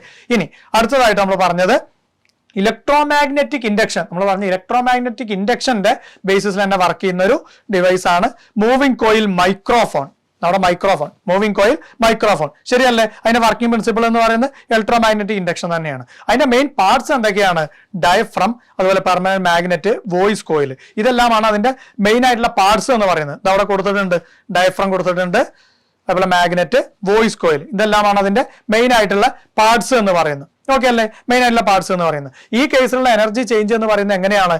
നമ്മൾ മെക്കാനിക്കൽ എനർജിയാണ് കൊടുക്കുന്നത്, അത് ഇലക്ട്രിക്കൽ എനർജി ആക്കിയിട്ടാണ് അതിനെ മാറ്റുന്നത് അല്ലെ? നമ്മൾ പാട്ടുപാടി അല്ലെങ്കിൽ നമ്മൾ സൗണ്ട് ഉണ്ടാക്കും, അത് എന്ത് ചെയ്യും? ആ മൈക്രോഫോണിലൂടെ കേൾക്കും. അത് ഇലക്ട്രിക്കൽ സിഗ്നൽസ് ആയിക്കൊണ്ട് അതിനെ കൺവേർട്ട് ചെയ്തുകൊണ്ടാണ് അത് പിന്നീട് ആംപ്ലിഫയർക്കും അതുപോലെ സ്പീക്കറിലേക്കൊക്കെ പോകുന്നത്. ശരിയല്ലേ? സോ ഇവിടെ ഉണ്ടാകുന്ന എനർജി കൺവേർഷൻ എന്ന് പറയുന്നത് എങ്ങനെയാണ്? മെക്കാനിക്കൽ എനർജി ടു ഇലക്ട്രിക്കൽ എനർജിയാണ്. ഓക്കെ അല്ലേ? ഇനി ഇതിന്റെ വർക്കിംഗ് എങ്ങനെയാണെന്ന് പറയുന്നത്. എങ്ങനെയാണ് ഇതിന്റെ വർക്കിംഗ്? സൗണ്ട് വേവ്സ് ഇതുപോലെ അതിൽ വന്ന് തട്ടിക്കഴിഞ്ഞാൽ മൈക്രോഫോണിന്റെ ഡയഫ്രത്തിൽ സൗണ്ട് വേവ്സ് ഇതുപോലെ വന്ന് തട്ടിക്കഴിഞ്ഞാൽ ഡയഫ്രം എന്ത് ചെയ്യും? വൈബ്രേറ്റ് ചെയ്യും. ഡയഫ്രം ആയിട്ട് കണക്റ്റഡ് ആയിട്ടാണ് ആര് ഇരിക്കുന്നത്? വോയിസ് കോയിൽ ഇരിക്കുന്നത്. ഈ ഡയഫ്രം ആയിട്ട് കണക്റ്റഡ് ആയിട്ടാണ് വോയിസ് കോയിൽ ഇരിക്കുന്നത്. സോ ഡയഫ്രം വൈബ്രേറ്റ് ചെയ്ത് കഴിഞ്ഞാൽ വോയിസ് കോയിലും വൈബ്രേറ്റ് ചെയ്യും അല്ലെ? വോയിസ് കോയിലും വൈബ്രേറ്റ് ചെയ്യും. ഈ വോയിസ് കോയിൽ ഇരിക്കുന്നത് എങ്ങനെയാണ്? ഇത്തരത്തിലുള്ള ഒരു മാഗ്നറ്റിക് ഫീൽഡിലാണ് വോയിസ് കോയിൽ ഇരിക്കുന്നത്. ശരിയല്ലേ? വോയിസ് കോയിൽ ഇരിക്കുന്നത്. സോ അങ്ങനെ വോയിസ് കോയിൽ വൈബ്രേറ്റ് ചെയ്ത് കഴിഞ്ഞാൽ, ഡയഫ്രം വൈബ്രേറ്റ് ചെയ്യുന്നതോടൊപ്പം വോയിസ് കോയിൽ വൈബ്രേറ്റ് ചെയ്ത് കഴിഞ്ഞാൽ അല്ലെങ്കിൽ മൂവ് ചെയ്ത് കഴിഞ്ഞാൽ അവിടെ എന്തുണ്ടാവും? ഇലക്ട്രിക്കൽ പൾസസ് ഉണ്ടാവും. ശരിയല്ലേ? സോ വരുന്ന സൗണ്ട് വേവ്സിന് അനുസരിച്ചുള്ള ഇലക്ട്രിക്കൽ പൾസസ് അല്ലെങ്കിൽ ഇലക്ട്രിക്കൽ സിഗ്നൽസ് ആര് പ്രൊഡ്യൂസ് ചെയ്യും? ഈ വോയിസ് കോയിൽ പ്രൊഡ്യൂസ് ചെയ്യും. ശരിയല്ലേ? വോയിസ് കോയിൽ പ്രൊഡ്യൂസ് ചെയ്യും. ഇവിടെ പ്രൊഡ്യൂസ് ചെയ്ത ഇലക്ട്രിക്കൽ സിഗ്നൽസ് എന്ന് പറഞ്ഞാൽ വീക്ക് സിഗ്നൽസ് ആയിരിക്കും. വീക്ക് ഇലക്ട്രിക്കൽ സിഗ്നൽസ് ആയിരിക്കും. ഈ വീക്ക് ഇലക്ട്രിക്കൽ സിഗ്നൽസിനെ നേരെ ആംപ്ലിഫയറിലേക്ക് കണക്ട് ചെയ്തുകൊണ്ട് അതിനെ ആംപ്ലിഫൈ ചെയ്യും. ആ വീക്ക് സിഗ്നൽസിനെ ആംപ്ലിഫൈ ചെയ്യും. ആ ഒരു പ്രോസസ്സിനെയാണ് നമ്മൾ ആംപ്ലിഫിക്കേഷൻ എന്ന് പറയുന്നത്. സോ അത്തരത്തിൽ അതിനെ ആംപ്ലിഫൈ ചെയ്യും. എന്നിട്ട് ആ സ്ട്രെങ്തേൺ ആയിട്ടുള്ള സിഗ്നൽസിനെയാണ് പിന്നെ നമ്മൾ ലൗഡ് സ്പീക്കറിലേക്ക് കണക്ട് ചെയ്തിട്ട് ആ സൗണ്ടിനെ റീപ്രൊഡ്യൂസ് ചെയ്യുന്നത്. ഓക്കെ അല്ലേ, ആ സൗണ്ടിനെ റീപ്രൊഡ്യൂസ് ചെയ്യുന്നത്. സോ ഈ ഒരു രീതിയിലാണ് അതിന്റെ വർക്കിംഗ് എന്ന് പറയുന്നത്. ഈ ഒരു രീതിയിലാണ് അതിന്റെ വർക്കിംഗ്. ഓക്കെ അല്ലേ. സോ അത്രയാണ് നമ്മൾ ഇതിനെക്കുറിച്ച് പറഞ്ഞത്. ഇതിനെ മൂവിംഗ് കോയിൽ മൈക്രോഫോണിനെ കുറിച്ച് പറഞ്ഞത്. ഇനി അടുത്തായിട്ട് നമ്മൾ നോക്കുന്നത് പവർ ട്രാൻസ്മിഷൻ ആൻഡ് ഡിസ്ട്രിബ്യൂഷൻ ആണ്. Power transmission and distribution, power അത് ട്രാൻസ്മിറ്റ് ചെയ്യുന്നതും ഡിസ്ട്രിബ്യൂട്ട് ചെയ്യുന്ന കാര്യങ്ങളൊക്കെ. ഓക്കെ അല്ലേ, നമ്മൾ പറഞ്ഞ കാര്യം തന്നെയാണ്. ഈ ഇലക്ട്രിസിറ്റി വലിയ ഒരു എമൗണ്ട് ലാർജ് സ്കെയിലിൽ ജനറേറ്റ് ചെയ്യുന്ന സ്ഥലങ്ങളെയാണ് നമ്മൾ പവർ സ്റ്റേഷൻ എന്ന് പറയുന്നത്. ശരിയല്ലേ, ഇലക്ട്രിസിറ്റി വലിയ രീതിയിൽ ഡിസ്ട്രിബ്യൂഷന് വേണ്ടിയിട്ട് ജനറേറ്റ് ചെയ്യുന്ന പ്ലേസസിനെയാണ് നമ്മൾ പവർ സ്റ്റേഷൻ എന്ന് പറയുന്നത്. ശരിയല്ലേ, പവർ സ്റ്റേഷൻ എന്ന് പറയുന്നത്. ഈ പവർ സ്റ്റേഷൻസിൽ യൂസ് ചെയ്യുന്ന ജനറേറ്റർ എന്ന് പറയുന്നത് 3 phase AC ജനറേറ്റർ ആണ്. 3 phase AC ജനറേറ്റർ ആണ് യൂസ് ചെയ്യുന്നത്. സിംഗിൾ ഫേസ് ജനറേറ്ററും അതുപോലെ 3 phase ജനറേറ്ററും രണ്ടും നമ്മൾ ഡിഫറൻസ് എന്താ നമ്മൾ പറഞ്ഞിട്ടുണ്ടായിരുന്നു. സിംഗിൾ ഫേസ് ജനറേറ്ററിന്റെ കേസിൽ എന്താണ്, അവിടെ 1 set ഓഫ് കോയിലേ ഉള്ളൂ. മാഗ്നറ്റിക് ഫീൽഡിൽ 1 set ഓഫ് കോയിലേ ഉള്ളൂ. പക്ഷേ 3 phase ജനറേറ്ററിന്റെ കേസിലോ, 3 phase ജനറേറ്ററിന്റെ കേസിൽ അവിടെ 3 ആർമേച്ചർ കോയിൽസ് ഉണ്ട്. 3 ആർമേച്ചർ കോയിൽസ് ഉണ്ട്. അത്തരത്തിലുള്ളതാണ് 3 phase ജനറേറ്റർ എന്ന് പറയുന്നത്. രണ്ടും നമ്മൾ ഡിഫറൻസ് അങ്ങനെ നമ്മൾ പറഞ്ഞതായിരുന്നു, ഡീറ്റെയിൽ ആയിട്ട് നമ്മൾ പറഞ്ഞിട്ടുള്ള കാര്യമാണ്. ഓക്കെ അല്ലേ, ഓക്കെ ആണല്ലോ. ഇനി ഇത്തരത്തിലുള്ള പവർ സ്റ്റേഷൻസിലുള്ള സ്ഥലങ്ങൾ ഏതൊക്കെയാണെന്ന് നമ്മൾ പറഞ്ഞാണ്, ഇടുക്കി, കുറ്റിയാടി ഒക്കെ പറഞ്ഞിട്ട് നമ്മൾ പറഞ്ഞിട്ടുണ്ടായിരുന്നു. ഓക്കെ അല്ലേ. ഇനി ഈ ഇലക്ട്രിസിറ്റി ഇവിടെ പ്രൊഡ്യൂസ് ചെയ്യുന്നത്, ഇലക്ട്രിസിറ്റി പ്രൊഡ്യൂസ് ചെയ്യുന്നത് 11 kV അല്ലെങ്കിൽ 11,000 വോൾട്ടിൽ, എങ്ങനെയും പറയാം, 11 kV അല്ലെങ്കിൽ 11,000 വോൾട്ടിലാണ് ഇലക്ട്രിസിറ്റി നമ്മുടെ ഇന്ത്യയിൽ പ്രൊഡ്യൂസ് ചെയ്യുന്നത്. 230 വോൾട്ട് ആണ് ഡൊമസ്റ്റിക് കൺസംഷൻസിന് വേണ്ടിയിട്ട് സപ്ലൈ ചെയ്യുന്നത്. അല്ലെ, നമ്മുടെ വീട്ടിലേക്കൊക്കെ വരുന്നത് 230 വോൾട്ട് ആണ് വരുന്നത്. സോ ഇന്ത്യയിൽ പ്രൊഡ്യൂസ് ചെയ്യുന്നത് എന്ന് പറയുന്നത് ഒരു 11,000 വോൾട്ടിലൊക്കെയാണ് പ്രൊഡ്യൂസ് ചെയ്യുന്നത്. നമ്മുടെ ഡൊമസ്റ്റിക് പർപ്പസിനായിട്ട് നമുക്ക് കിട്ടുന്നത് എത്രയാണ്, 230 വോൾട്ട് ആണ്. ഓക്കെ അല്ലേ. ഇനി ഇത്തരത്തില് ഇലക്ട്രിസിറ്റി ഡിസ്റ്റന്റ് പ്ലേസിലേക്ക് ട്രാൻസ്മിറ്റ് ചെയ്യുന്ന സമയത്ത് ഒരുപാട് എനർജി അവിടെ ഹീറ്റിന്റെ ഫോമിൽ നഷ്ടപ്പെടാനുള്ള സാധ്യതയുണ്ട്. ഒരുപാട് എനർജി ഹീറ്റിന്റെ ഫോമിൽ നഷ്ടപ്പെടാനുള്ള സാധ്യതയുണ്ട് ഡിസ്റ്റന്റ് പ്ലേസിലേക്കൊക്കെ ഇലക്ട്രിസിറ്റി ഡിസ്ട്രിബ്യൂട്ട് ചെയ്യുന്ന സമയത്ത്. അങ്ങനെയുള്ള ആ ഒരു എനർജി ലോസിനെയാണ് നമ്മൾ ട്രാൻസ്മിഷൻ ലോസ് എന്ന് പറയുക. ട്രാൻസ്മിറ്റ് ചെയ്യുന്ന സമയത്ത് സംഭവിക്കുന്ന ലോസ്, ഹീറ്റിന്റെ ഫോമിലൊക്കെ സംഭവിക്കുന്ന എനർജി ലോസ്, അതിനാണ് നമ്മൾ ട്രാൻസ്മിഷൻ ലോസ് എന്ന് പറയുക. അപ്പൊ ഇത്തരത്തിലുള്ള ട്രാൻസ്മിഷൻ ലോസ് കുറയ്ക്കാൻ വേണ്ടിയിട്ട് ചെയ്യാറുള്ളത് എന്താണെന്ന് വെച്ചാൽ ഹൈ വോൾട്ടേജിൽ ആക്കിക്കൊണ്ടാണ് ഇലക്ട്രിസിറ്റി എന്ത് ചെയ്യാറുള്ളത്, ഡിസ്റ്റന്റ് പ്ലേസസിലേക്ക് ട്രാൻസ്ഫർ ചെയ്യാറുള്ളത്. വോൾട്ടേജ് വളരെയധികം കൂട്ടിക്കൊണ്ടാണ്. അങ്ങനെ വോൾട്ടേജ് ഹൈ വോൾട്ടേജ് ആക്കിക്കൊണ്ട് സപ്ലൈ ചെയ്ത് കഴിഞ്ഞാൽ നമ്മൾ ഇത്തരത്തിൽ നമ്മൾ പറഞ്ഞ ട്രാൻസ്മിഷൻ ലോസ് പോലെയുള്ള പ്രശ്നങ്ങൾ ഒരു പരിധി വരെ നമുക്ക് ഒഴിവാക്കാനായിട്ട് സാധിക്കും. ഇത്തരത്തിൽ വോൾട്ടേജ് കൂട്ടിക്കൊണ്ട് അതിനെ ട്രാൻസ്മിറ്റ് ചെയ്ത് കഴിഞ്ഞാൽ. ഓക്കെ അല്ലേ. എന്തുകൊണ്ടാണ് വോൾട്ടേജ് കൂട്ടണമെന്ന് പറയാനുള്ള കാരണം ഈ ഒരു ഇക്വേഷൻ വെച്ചുകൊണ്ട് നമുക്ക് എക്സ്പ്ലെയിൻ ചെയ്യാവുന്നതാണ്. ഇപ്പൊ ഹീറ്റ് എനർജി ആയിട്ടൊക്കെയാണ് നഷ്ടപ്പെടുന്നത് എന്ന് പറഞ്ഞു. ശരിയല്ലേ. ഇപ്പോൾ ഹീറ്റ് എനർജി അല്ലെങ്കിൽ എത്ര ഹീറ്റ് പ്രൊഡ്യൂസ് ചെയ്തെന്ന് കാണാനുള്ള ഇക്വേഷൻ നമുക്കുണ്ട്. ജൂൾസ് ലോ പ്രകാരം H=I²RT എന്ന്. ശരിയല്ലേ. അപ്പോൾ അവിടെ ഹീറ്റ് ആയിട്ട് നഷ്ടപ്പെടുന്നു എന്ന് നമ്മൾ പറഞ്ഞു പവർ ട്രാൻസ്മിഷന്റെ സമയത്ത്. അപ്പോൾ അവിടെ ഉണ്ടാകുന്ന ഹീറ്റ് കുറയ്ക്കണം എന്നുണ്ടെങ്കിൽ നമ്മൾ എന്ത് ചെയ്യണം, ഒന്നെങ്കിൽ I കുറയ്ക്കണം, അല്ലെങ്കിൽ R കുറയ്ക്കണം, അല്ലെങ്കിൽ T കുറയ്ക്കണം.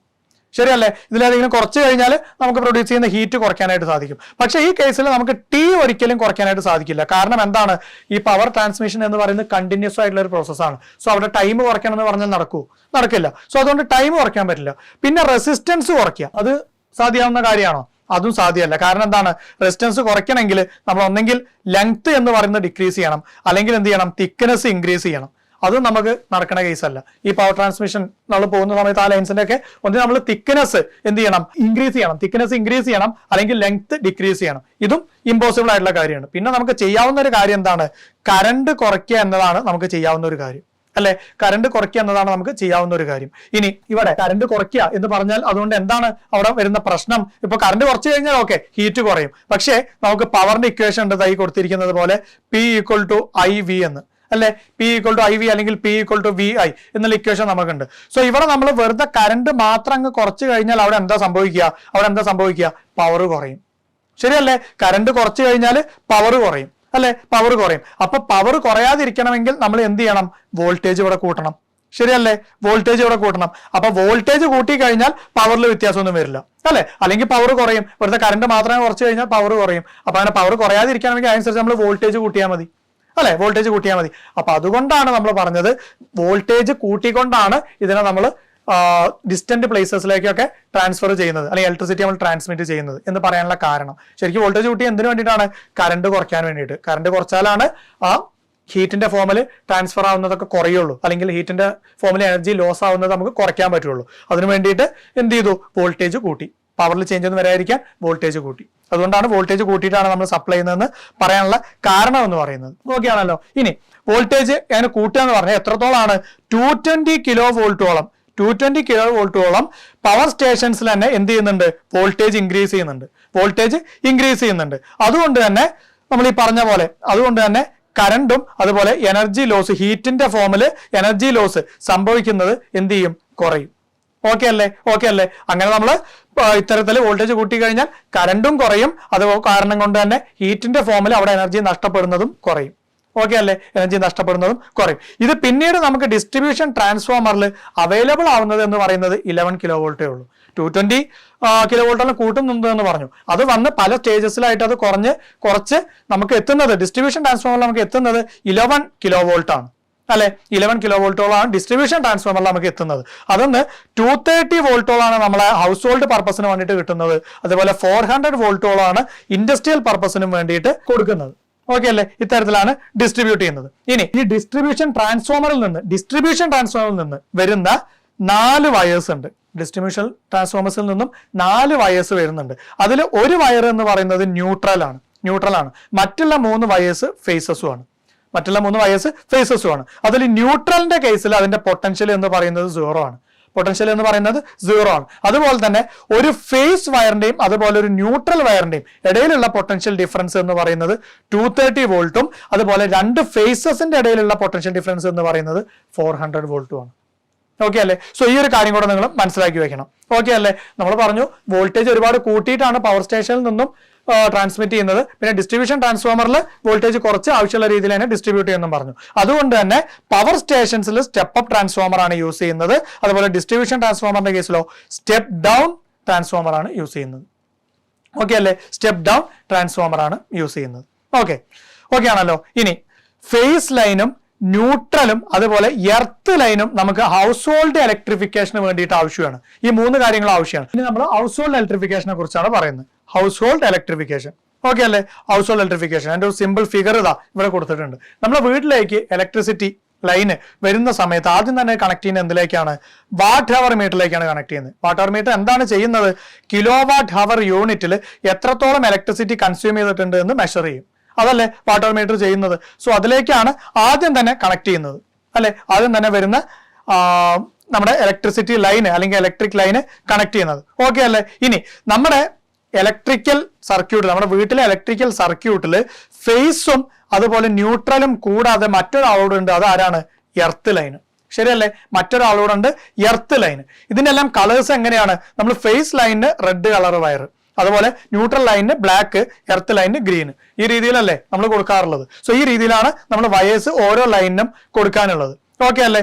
ഇനി 3 പിൻ സോക്കറ്റിന്റെ കേസിൽ ഈ എർത്ത് വയർ കണക്ട് ചെയ്തിരിക്കുന്നത് എവിടെയായിരിക്കും, ആ ലാർജ് പിന്നിലായിരിക്കും. ശരിയല്ലേ. 3 പിൻ പ്ലഗിന്റെ ആ 3 പിൻ സോക്കറ്റിന്റെ കേസിൽ ആ വലിയ പിന്നിലേക്കായിരിക്കും എന്ത് കണക്ട് ചെയ്തിരിക്കുന്നത്, ഈ എർത്ത് വയർ കണക്ട് ചെയ്തിരിക്കുന്നത്. ശരിയല്ലേ. ഇനി അതുപോലെ തന്നെ ഹൗസ് ഹോൾഡ് ഡിവൈസസ് എല്ലാം കണക്ട് ചെയ്യുന്നത് എങ്ങനെയായിരിക്കും, പാരലൽ ആയിട്ടായിരിക്കും. ഹൗസ് ഹോൾഡ് ഡിവൈസസ് എല്ലാം കണക്ട് ചെയ്യുന്നത് പാരലൽ ആയിട്ടായിരിക്കും. അങ്ങനെ പാരലൽ ആയിട്ട് കണക്ട് ചെയ്താലുള്ള ഉപയോഗങ്ങൾ എന്ന് പറയുന്നത് എന്താണ്, ഓരോ ഡിവൈസസും അതിന് മാർക്ക് ചെയ്ത പവറിൽ തന്നെ നമുക്ക് വർക്ക് ചെയ്യാനായിട്ട് സാധിക്കും. അതേപോലെ ഓരോ ഡിവൈസസും സെപ്പറേറ്റ് സ്വിച്ചസ് വെച്ചുകൊണ്ട് തന്നെ നമുക്ക് കൺട്രോൾ ചെയ്യാനായിട്ട് സാധിക്കും അല്ലെ. ഇനി അതിൽ ഏതെങ്കിലും ഒരു ഡിവൈസസ് വർക്ക് ചെയ്യുന്നില്ലെങ്കിൽ മറ്റുള്ള ഡിവൈസസ് എല്ലാം സാധാ രീതിയിൽ തന്നെ വർക്ക് ചെയ്തോളും. അതുപോലെ തന്നെ നമ്മളെ വീട്ടിലേക്ക് വരുന്ന വോൾട്ടേജ് അതേപോലെ തന്നെ എല്ലാത്തിനും കിട്ടും. ശരിയല്ലേ. അതേപോലെ തന്നെ എല്ലാ ഡിവൈസസിനും ലഭിക്കും. സീരീസ് ആയിട്ട് കണക്ട് ചെയ്താലുള്ള അഡ്വാൻറ്റേജസ് ആണ് ഈ പറഞ്ഞത്. ഓക്കെ അല്ലേ. സോ ഈ രീതിയിൽ തന്നെ മനസ്സിലാക്കി വയ്ക്കുക. ഇനി നമ്മൾ പറഞ്ഞ വാട്ട് ഹവർ മീറ്റർ അതിനെ കുറിച്ച് ഡീറ്റെയിൽ ആയിട്ടൊന്ന് പറയാണ്. നമ്മൾ പറഞ്ഞു കിലോ വാട്ട് ഹവറിൽ എത്രത്തോളം ഇലക്ട്രിക്കൽ എനർജി കൺസ്യൂം ചെയ്തിട്ടുണ്ട് എന്ന് മെഷർ ചെയ്യുന്ന ആളാണ് ആര്, വാട്ട് ഹവർ മീറ്റർ അല്ലെ. ഇനി 1 കിലോ വാട്ട് ഹവറിനെയാണ് നമ്മൾ ഒരു യൂണിറ്റ് എന്ന് പറയുന്നത്. 1 കിലോ വാട്ട് ഹവറിനെയാണ് നമ്മൾ 1 യൂണിറ്റ് ഇലക്ട്രിക്കൽ എനർജി എന്ന് പറയുന്നത്. ഓക്കെ ആണല്ലോ. 1 കിലോവാട്ട് ഹവർ, അതാണ് 1 യൂണിറ്റ് ഇലക്ട്രിക്കൽ എനർജി എന്ന് പറയുന്നത്. ഇനി 1000 വാട്ട് അല്ലെങ്കിൽ 1 കിലോവാട്ട് പവറുള്ള ഒരു ഡിവൈസ് 1 മണിക്കൂർ നേരം വർക്ക് ചെയ്ത് കഴിഞ്ഞാൽ അത് കൺസ്യൂം ചെയ്യുന്ന എനർജി എന്ന് പറയുന്നത് 1 കിലോവാട്ട് ഹവർ ആയിരിക്കും. 1 കിലോവാട്ട് ഹവർ ആയിരിക്കും. അപ്പോൾ ഒരു ഡിവൈസ് കൺസ്യൂം ചെയ്യുന്ന എനർജി എന്ന് പറയുന്നത് 1 കിലോവാട്ട് ഹവർ ആവുന്നത് എപ്പോഴാണ്, അല്ലെങ്കിൽ എങ്ങനെയാണ്, അല്ലെങ്കിൽ എപ്പോഴാണ് 1 കിലോവാട്ട് ഹവർ കൺസ്യൂം ആയി നമ്മൾ പറയുക? 1 കിലോവാട്ട് പവറുള്ള ഒരു ഡിവൈസ് 1 മണിക്കൂർ നേരം വർക്ക് ചെയ്യുമ്പോൾ അത് കൺസ്യൂം ചെയ്യുന്ന എനർജി, അതാണ് എന്ത് 1 കിലോവാട്ട് ഹവർ എന്ന് പറയുന്നത്. അങ്ങനെ നമുക്ക് പറയാം. ഓക്കെ ആണല്ലോ. അപ്പോൾ കിലോവാട്ട് ഹവറിൽ എത്രത്തോളം എനർജി കൺസ്യൂം ചെയ്തു എന്ന് കാണാനുള്ള ഇക്വേഷൻ ആണ് ഈ കൊടുത്തിരിക്കുന്നത്. എന്താണത്? Power in watt into time in hour. Power വാട്ടിൽ അതുപോലെ ടൈം ഹവറിൽ ഡിവൈഡഡ് ബൈ 1000 ചെയ്ത് കഴിഞ്ഞാൽ നമുക്ക് എന്ത് കിട്ടും? കിലോവാട്ട് ഹവറിൽ എത്രത്തോളം എനർജി കൺസ്യൂം ചെയ്തിട്ടുണ്ട് എന്നത് കിട്ടും. ഓക്കെ ആണല്ലോ. സോ അത്രയും കാര്യങ്ങളാണ് നമ്മൾ പറഞ്ഞ വാട്ടർ മീറ്ററിനെ കുറിച്ച് പറയാനുള്ളത്.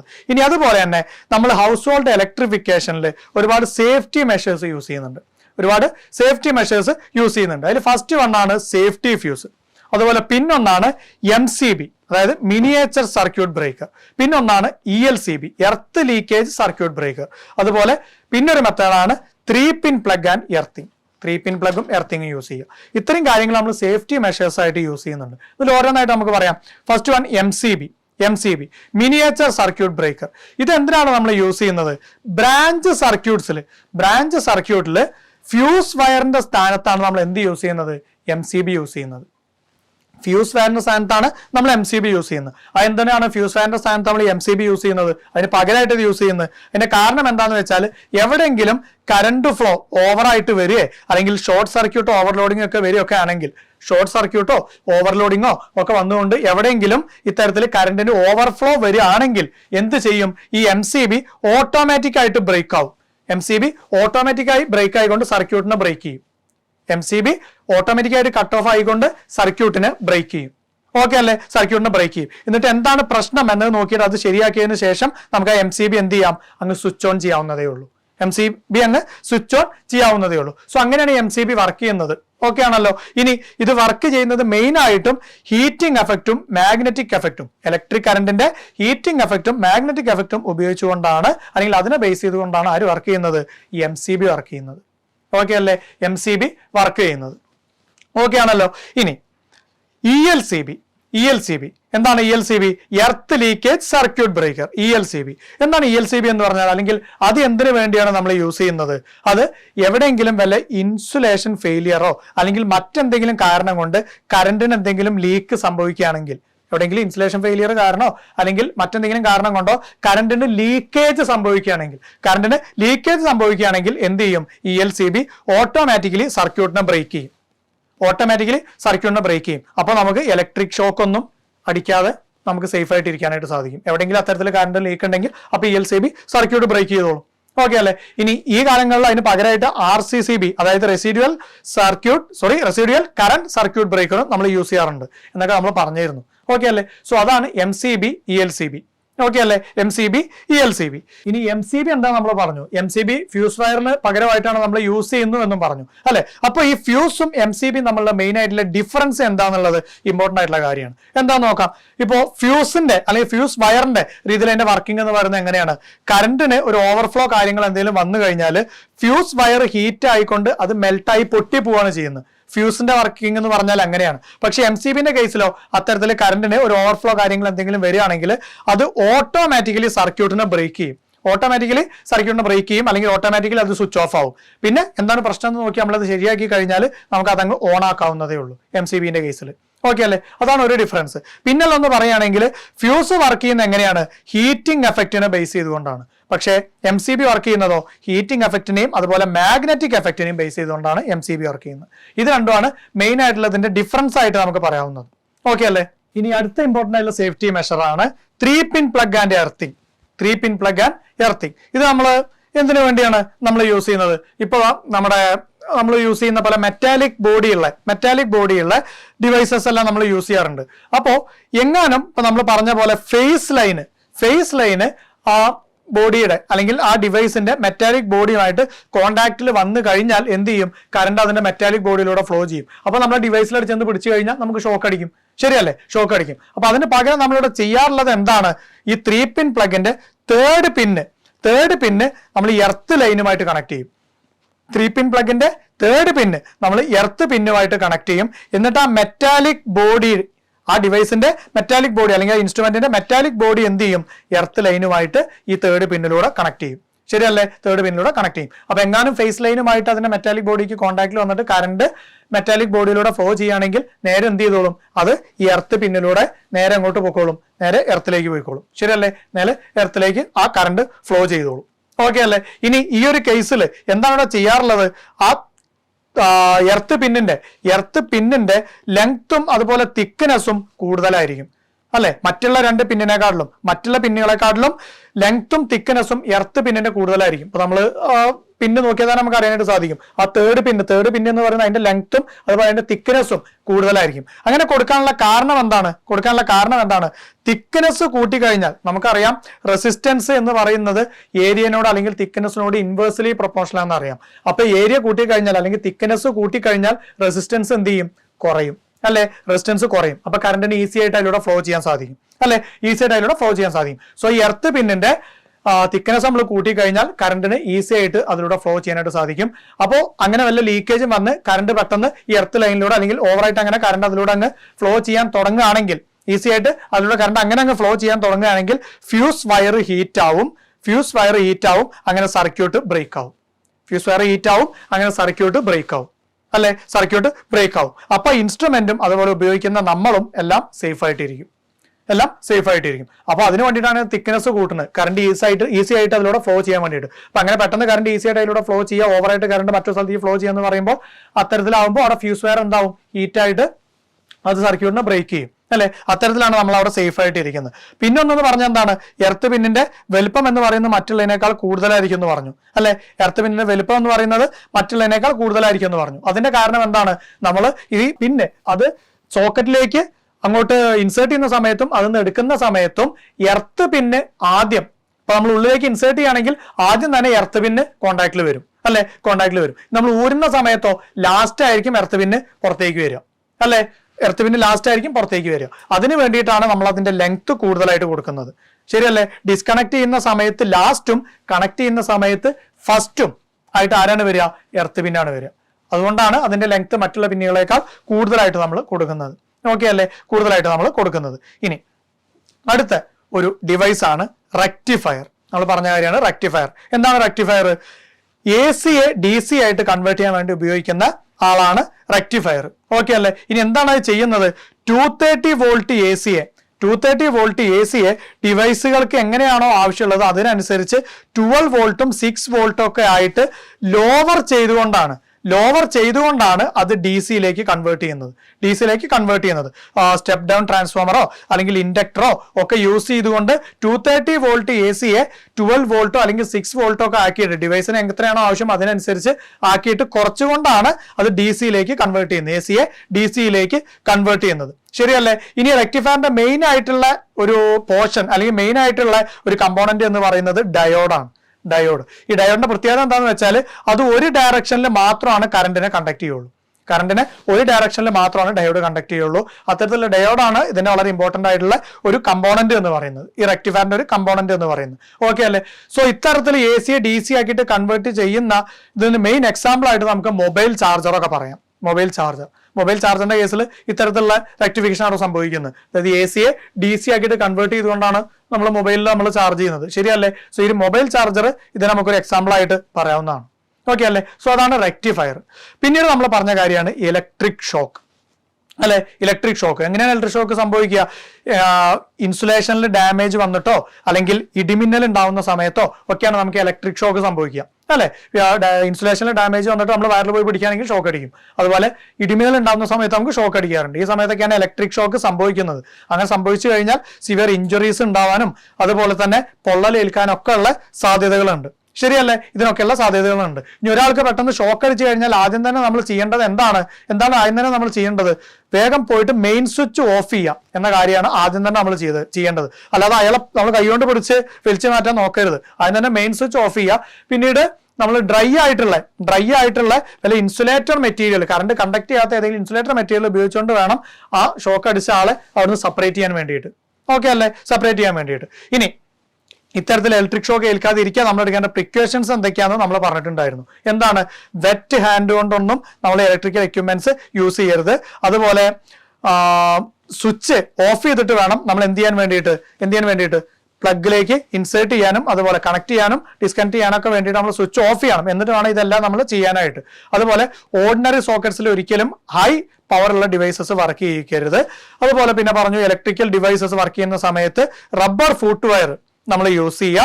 അതുപോലെ ഒരുപാട് കാര്യങ്ങൾ നമ്മൾ പറഞ്ഞിട്ടുണ്ടായിരുന്നു. സോ ഇത്തരത്തിലുള്ള പ്രിക്കോഷൻസ് എല്ലാം നമുക്ക് എടുക്കാം ഇലക്ട്രിക് ഷോക്ക് ഏൽക്കാതിരിക്കാൻ വേണ്ടിയിട്ട്. ഓക്കെ അല്ലേ? അതുപോലെ തന്നെ മറ്റു പലതും നമ്മൾ പറഞ്ഞിട്ടുണ്ടായിരുന്നു. ലൈറ്റ്നിങ് ഒക്കെ ഉണ്ടാവുന്ന സമയത്ത് ഇലക്ട്രിക് സർക്യൂട്ട്സുമായിട്ട് കോണ്ടാക്ട് വരുന്ന രീതിയിൽ ഒന്നും നമ്മൾ ചെയ്യാതിരിക്കുക. ഇതുപോലെ ഒരുപാട് കാര്യങ്ങൾ പ്രിക്കോഷൻസ് ഉണ്ട്. ഒക്കെ നമ്മൾ ഡിസ്കസ് ചെയ്ത കാര്യങ്ങളാണ്. ഓക്കെ അല്ലേ? സോ ഇതൊക്കെ ഒന്ന് ഓർത്തു വെക്കണം. ഓക്കെ അല്ലേ? ഇനി ഇത്തരത്തിൽ ഇലക്ട്രിക് ഷോക്ക് ഏറ്റ ഒരാൾക്ക് ഫസ്റ്റ് എയ്ഡ് കൊടുക്കേണ്ടത് എങ്ങനെയാ നമ്മൾ പറഞ്ഞിട്ടുണ്ടായിരുന്നു അല്ലെ? ഒരു ഇലക്ട്രിക് ഷോക്ക് ഏറ്റു കഴിഞ്ഞാൽ എങ്ങനെയായാലും ആളുടെ ബോഡി ടെമ്പറേച്ചർ ഡിക്രീസ് ആവും അല്ലെ? ബോഡി ടെമ്പറേച്ചർ ഡിക്രീസ് ആവും. അങ്ങനെ ഡിക്രീസ് ആയി കഴിഞ്ഞാൽ ബ്ലഡിന്റെ വിസ്കോസിറ്റി ഇൻക്രീസ് ആവും. അതായത് ബ്ലഡ് ക്ലോട്ട് ആവാനുള്ള സാധ്യതയുണ്ട്. അതുപോലെ തന്നെ മസിൽ കൺട്രാക്ട് ആവാനുള്ള സാധ്യതയുണ്ട്. ഈ തരത്തിലുള്ള കാര്യങ്ങളൊക്കെ ഉണ്ട്. അപ്പൊ നമ്മൾ അതിന് തന്നെ ചെയ്യേണ്ടത് എന്താണ്? ബോഡി മസാജ് ചെയ്യുക. ബോഡി മസാജ് ചെയ്തുകൊണ്ട് നോർമൽ ടെമ്പറേച്ചറിലേക്ക് ബോഡി കൊണ്ടുവരിക എന്നതാണ് ആദ്യം ചെയ്യേണ്ട കാര്യം. അതുപോലെ തന്നെ ആർട്ടിഫിഷ്യൽ റെസ്പിറേഷൻ, കൃത്രിമ ശ്വാസം കൊടുക്കുക. ഈ കാര്യങ്ങളെല്ലാം നമ്മൾ ചെയ്യേണ്ട കാര്യമാണ് അല്ലെ? അതുപോലെ തന്നെ മസിൽസ് കോൺട്രാക്ട് ആവെന്ന് പറഞ്ഞു, അത് മസാജ് ചെയ്തുകൊണ്ട് ശരിക്കും നോർമൽ രീതിയിലേക്ക് കൊണ്ടുവരിക അല്ലെ? അതുപോലെ തന്നെ ഹാർട്ട് ശരിക്കും ഫങ്ഷൻ ചെയ്യാൻ വേണ്ടിയിട്ട് ചെസ്റ്റിൽ റെഗുലർ ആയിട്ട് പ്രഷർ അപ്ലൈ ചെയ്യാം. ഈ കാര്യങ്ങളൊക്കെ ചെയ്യുക. ഇതെല്ലാം ചെയ്തതിന് ഫസ്റ്റ് എയ്ഡ് ഒക്കെ കൊടുത്തതിന് ശേഷം ഉടനെ അടുത്തുള്ള ഹോസ്പിറ്റൽ ഏതാണോ അതിലേക്ക് ആളെ എത്തിക്കുക. സോ ഇതൊക്കെയാണ് നമ്മൾ ഫസ്റ്റ് എയ്ഡ് ആയിട്ട് ചെയ്തിട്ട് പിന്നീട് ചെയ്യേണ്ട കാര്യങ്ങൾ അല്ലെ? ഫസ്റ്റ് എയ്ഡ് ആയിട്ട് ഈ കാര്യങ്ങളൊക്കെ ചെയ്യുക, വീണ്ടും പെട്ടെന്ന് അടുത്തുള്ള ഹോസ്പിറ്റലിലേക്ക് എത്തിക്കുക. ഓക്കെ അല്ലേ? സോ ഇത്രയും കാര്യങ്ങളാണ് നമ്മൾ ഇലക്ട്രിക് ഷോക്കുമായിട്ട് റിലേറ്റഡ് ആയിട്ടും പറഞ്ഞത്. സോ നമ്മൾ ഒരുവിധം ഡീറ്റെയിൽ ആയിട്ട് തന്നെ ഈ ചാപ്റ്ററിലുള്ള ടോപ്പിക്സുകളൊക്കെ പറഞ്ഞിട്ടുണ്ട്. എല്ലാം ആ രീതിയിൽ തന്നെ മനസ്സിലാക്കി വെക്കുക.